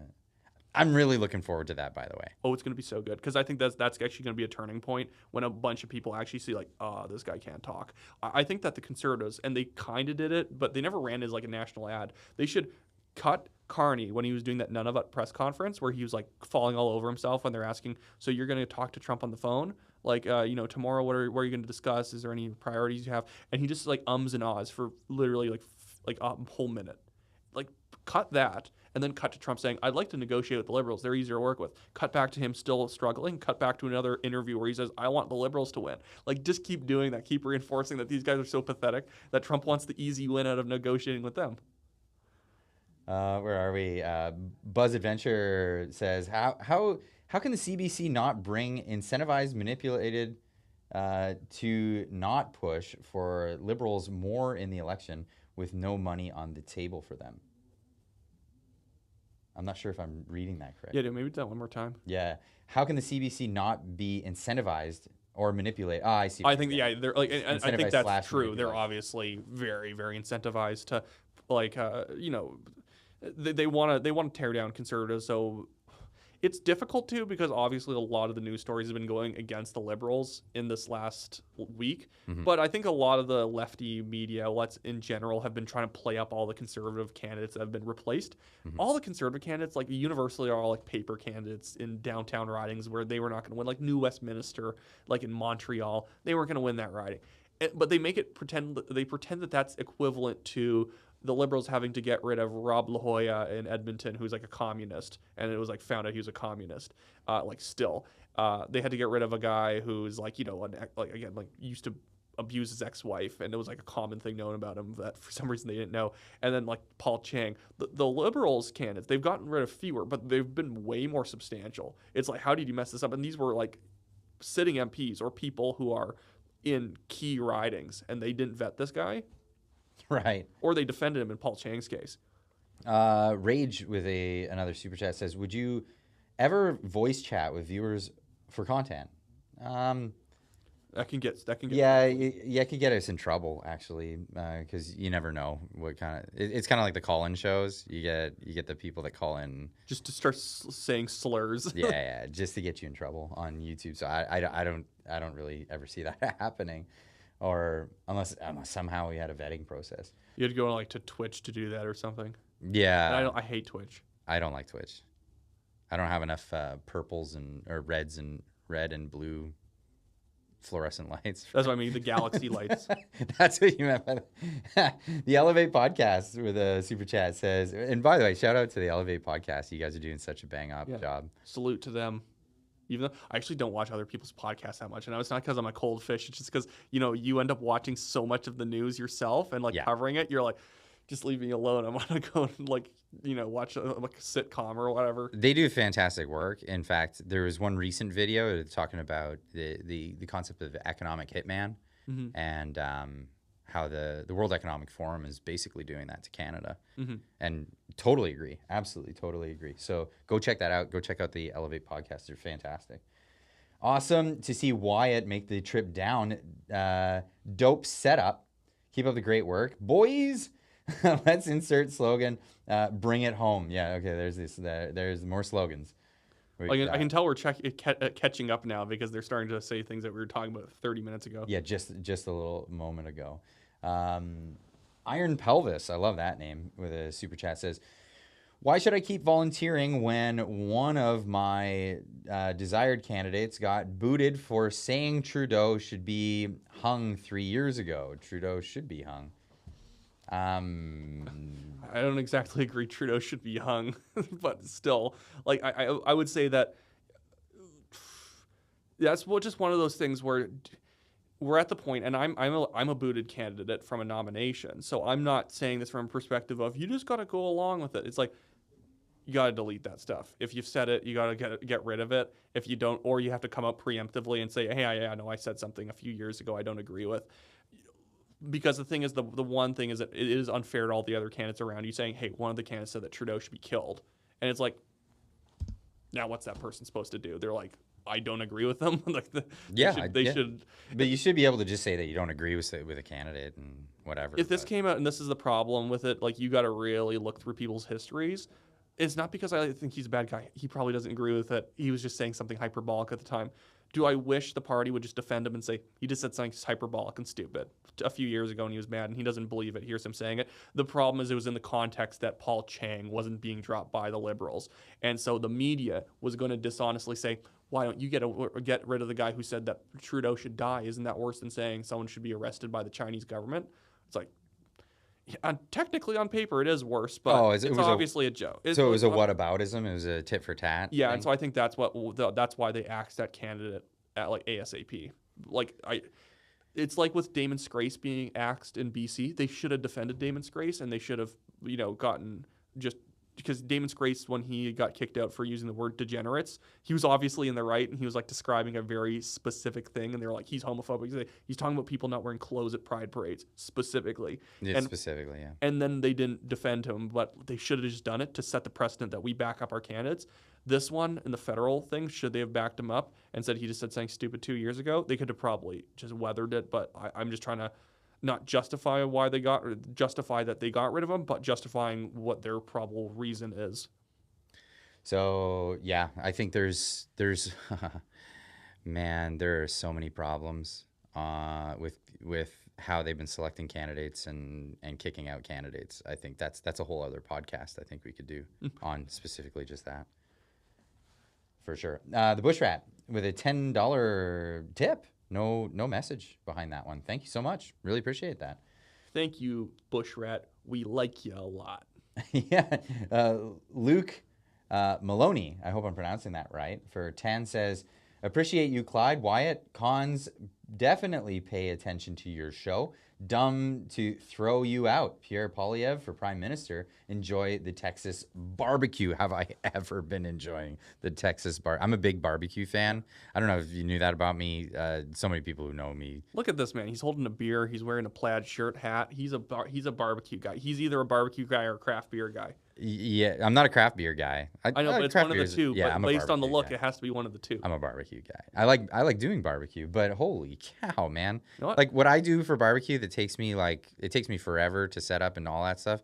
People in Texas can literally just drive down the street and find that, and sometimes better for no effort. Just go. This is something It's weird I've been amazing. doing on Twitter recently. I still call it Twitter. I'm just going to keep doing that. But I just randomly post myself making soup every once in a while. Making soup. I like making Is that soup your thing? I like making soup from scratch right now. That's your thing. Yeah, I just boil like really Bones. cheap beef. No, I can never find bones. I've been told I have to go to their butcher section of the grocery stores and just say, "Do you have bones?" And apparently they'll give you them. Yeah, ask for like oxtail if you want to make oxtail soup. Yeah, that's a good one. But like you can like I use no like stocks or anything pre-made stocks. I just like basically boil potatoes and beef and long enough until it's like its own soup, and it works well. I like it. It's something stupid I like that's calming. I'm on board. I make my own stocks as well. So yeah, that's a thing. My wife makes some really good stock, a bunch of different ways. Chicken stock, fish stock, all that stuff. So I'm with you. Solar with a $5 super chat says, did you guys talk about Tamara and Chris verdict yet? No, we didn't actually talk about that tonight. Yeah, you had a good theory about like obviously disgusting that they were convicted for anything, but you had the theory that they had to convict them for mischief, even though they know it's nonsense because they don't want to be sued. Yeah. Because they're at the point where if they get off and they're innocent, you have dragged these people through the longest mischief trial in Canadian history, and if you don't in history, period. I don't know if there's any country that has said mischief. You're charged with mischief. And you're gonna 3.5 years? Like how long has it been? Yeah, no, it's basically been since like a month after the convoy. So yeah, it's like been 3 and a bit years. Yeah, it's basically been 3 years. But regardless, you made the point, and you can maybe give your theory that they could sue if they were actually found innocent. I absolutely believe that. So if they were found innocent, then it would be a case of, okay, well, they declared a state of emergency in order to try to thwart what they were doing. They arrested them with really no grounds at the end of the day. If you look at their involvement with it, they had liaisons, they were working with the police, all of this other stuff. So, they were lawfully protesting, and then they were arrested just for being ringleaders. It was really just a case of let's intimidate the rest of the protesters, and it didn't work. Yeah. So they had to drag it out. They were denied bail at first because they thought that They're like a flight risk or something. well, not that a flight risk. They thought that they would bring the protest back. Oh, Right, and it was over. I'm even forgetting how stupid the reasons were. The reasoning was stupid. It was really awful. And by the way, the Freedom Convoy was something where you couldn't even exactly call them ringleaders. It's more so that they just happened to be faces, and that was it. Well, they were the first truck, so they were like the number one truck. That was the two of them It was in Bridget that truck. Belton's truck, actually, the first one. Was it? It was Bridget Belton technically is the person who started the Freedom Convoy. No. I'm saying the truck that was at the very lead was from them? the West Coast. Yeah, because Okay, it was Bridget them, Belton fair was not in the West Coast. So Okay. So people see it as like that was the first truck. Yeah, there was people in Ontario that they were organized as well, but coming from the West Coast, they were truck number one, Big Red, and that was the thing. So they ended up becoming the face of it, whether they wanted to or not. They just that became the thing, and so they got. Like set an example on these guys, put them through hell. I mean, even Tamara, after it was all said and done and she was finally released on bail, they they came back and arrested her in Medicine Hat, dragged her all the way back to Ottawa because she was in a picture at a ceremony with someone else who was in attendance at the Freedom Convoy. But the thing I was, think the problem was it was actually that person was their lawyer at one point, so there was more of a reason to talk to them as well, because it was like no. I think you're mixing. So or their lawyers were present and they just ignored that. The fact. lawyers were present Yeah. at the place, so they weren't allowed to speak to each other unless their counsel was with them. That was the George Jonas Freedom Awards. That's event, correct. Yeah. Yeah. So they were told that, you know, if you can talk to each other and you can be in the same room if your counsel is present. Mm-hmm. Their counsel was present at the time that they were at this event. That should have been public knowledge. The seating arrangement was very well known, and all of this. So it was a political thing. They were going after these people. So at the end of the day, if they were found completely not guilty of everything, then they would have a case for a suit. It'd be like a $50 million lawsuit of how much time. Massive lawsuit. And the thing is that even now, it's a pretty obvious appeal. A judge already said that the Emergencies Act was used wrong, and I was convicted for this misdemeanor offense of mischief, or somehow they're going to put years on it as a sentence, but I was felony mischief for something that was a legal protest. A legal protest that was broken up illegally, and I was charged under using that act basically. That's correct. As the muscle. That's why, in my opinion, in my estimate, I think that they wanted to get at least a guilty verdict on one of the charges. Yeah, because there were several. Everything else was dropped. There were several. That's right. So everything else was dropped, and they had to hold on to something just to avoid a lawsuit. So they sue for so you can't now go in court and be like you can't sue in court because the court can be like, well, you did do it though, so it doesn't matter if it took a long time and they did something's wrong. You did it. So that's my guesstimate. We'll see where it goes. I think they should sue anyway, honestly. Solar with a $5 super chat says, did you guys talk about, did we talk about Tamara and Chris? Yes, we absolutely did. Are we caught up now? I think I'm impressed with us. No, we're not caught up. I had to hit refresh. Oh no. Let's get through. Okay, everybody, I just refreshed. We do only have so much time in the studio, so we'll get through these last few. And if we don't, Clyde will read them in another video. Yeah, there we go. So we have limited time in the studio. So Jilly Peppers for 10 says, I'm on vacation right now in Cabo. Every American I've met asked if I'm excited for our new Prime Minister Carney. I've had to set many straight. Lamau. I'm happy to have you all as podcasters. Keeping me sane.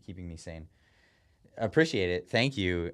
People are misinformed. They just don't know what's happening up here. That actually was one of the worst things about COVID was there wasn't actually as many people doing YouTube shows at the time. So you might have actually felt like I'm the odd man out, not thinking that this is insane.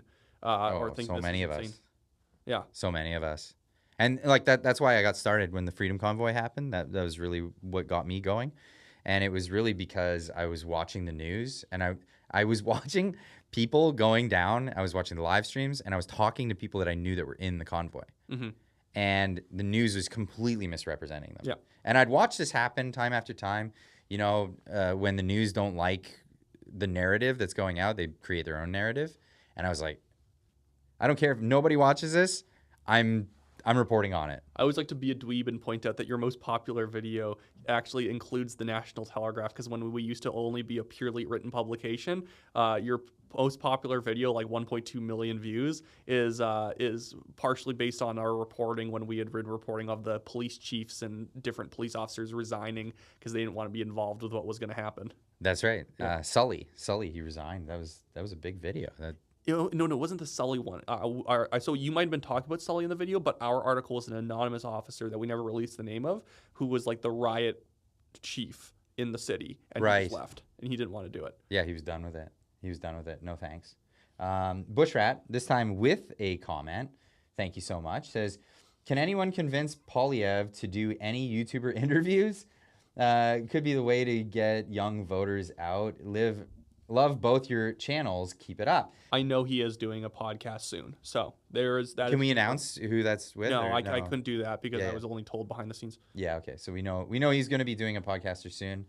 I hope that's not all. I just heard they were negotiating on the length, and I think that like Paul, you should sit down for 5 hours if he should, because guess what? You get more clips. He can post them to TikTok. He can Oh, do it'll all be that stuff. everywhere. I hate TikTok, but on a campaign, you should use it.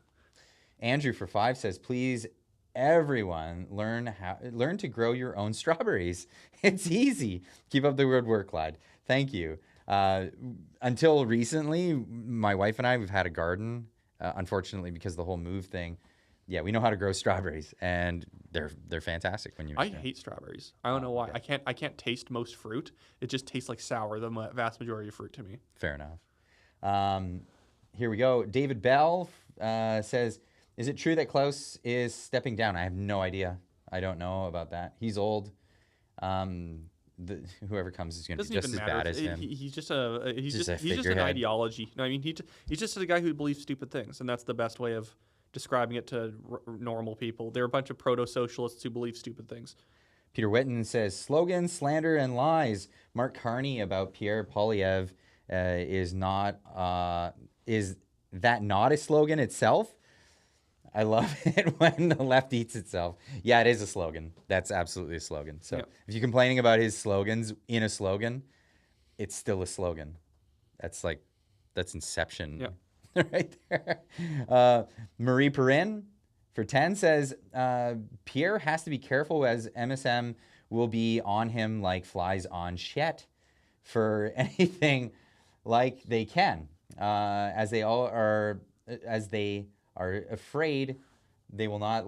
Sorry, I have to get this closer. My eyes are not working tonight. They are so afraid they will need to earn their own way if they become the CBC privately.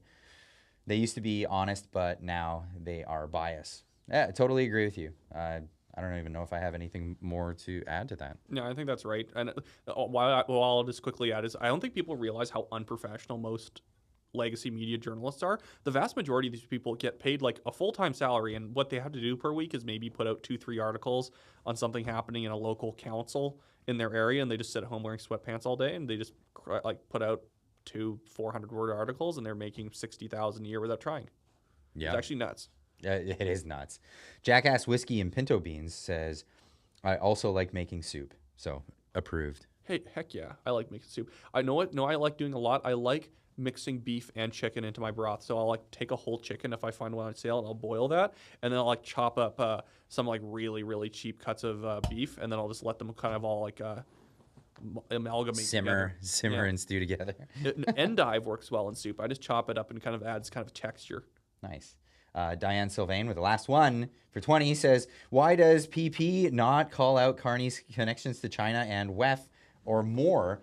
Example, his trip to China when he was Trudeau's finance advisor, when he got a loan. He has real estate in China. Lots more libs allowing fentanyl trafficking. She might have just genuinely missed this though, because that actually is a big thing that Poilievre's been like slamming on last 2 days. So maybe it's because it got buried by some other news. Because I think the rally news, that's the one thing for Poilievre. The size of his rallies actually ends up having a bigger news piece than sometimes what he said. That's and he's been slamming him for that, and also his other engagements with China. Also, the statements like Michael Cooper's been putting out all those videos of Carney on panels talking about how like China's the place to be when it comes to economic growth and innovation. So that's we're gonna have to wrap it up for tonight. This has been an interesting experience, a really fantastic experience, actually. Yeah, you need to set this up when you move down to Austin. Have your own version of this somewhere. That is the plan. Or keep coming back here. This is a learning curve. We're figuring things out. We're gonna get this going. So. I've learned how ghetto I am. Yeah, right. Ain't that the truth? Ain't that absolutely the truth? So, want to thank. First of all, thank Wyatt Claypool for coming all the way to Austin, Texas, to join us on this trip. It's been fun. I don't know. I just decided to come down because I had time on my hands and see how things are in Texas. Yeah. It's really something else, folks. I recommend. I know the media is trying to convince you to stay home. Don't go visit other places. Get on out there, especially visit America with all of this animosity that's happening. This faux animosity. I think if you come down here, you'll meet some great people. People are fantastic. And, you know, it doesn't matter if you go to a more liberal city or a, you know, more conservative town. Everywhere you go, you're going to meet fantastic people. Everyone is actually really friendly. It's what do they say? Southern hospitality. It's a real thing.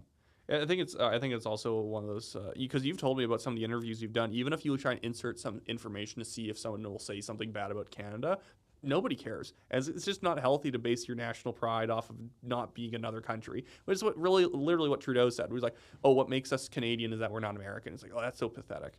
It's asinine. It and really we're not. is. That's not what Canada's about. I am American. And I've always hated when people say that in Canada, that, you know, the definition of Canadian is that we're not American. Well, I'm American and I grew up in Canada. I hate that. Maybe to end this video off with me trying to like define what's Canadian. You could say like being Canadian is like showing up to what seems like the most inhospitable place on earth. You know, digging out of like the snow, like some place to live, like the people who'd come to Saskatchewan, Alberta, and settle in the 1910s. Like that's like what it is to be about, like, to be Canadian. It's kind of like survival culture. It's kind of like that like friendliness of like living somewhere this cold that you're, you know, more open to other people because you have to kind of be in an area like this. I would say it's very Canada has a very suburban culture. It's very at its best, it's very suburban and family oriented. Like we're not really hot blooded like other countries are, but it's more of like, you know, that get along culture. Well, let's make that the reality of the situation. Wyatt, thanks for joining me. Absolutely. Thanks for having me on. Absolutely. And thank you guys for joining tonight. As always, I try to make sure I keep to the schedule. So we do Wednesday night lives with Marty, and then Fridays is always the catching up with the audience thing. It worked a little different this time, but hopefully we can always bring you these shows and then plus other content throughout the week, as well as the daily shows. There's been a bit of a sporadic schedule this week because of timing and all the travel, but we're going to get right back to that regular schedule. So hope to see you guys. When's the next show? We might be publishing some stuff on the weekend, so make sure you hit that notification bell if you haven't already. We got lots of stuff coming. Good night, everybody. All right. That's amazing. And I think we're going to go off the air as soon as the guys get that. Awesome. We can just do the walkout. Yeah.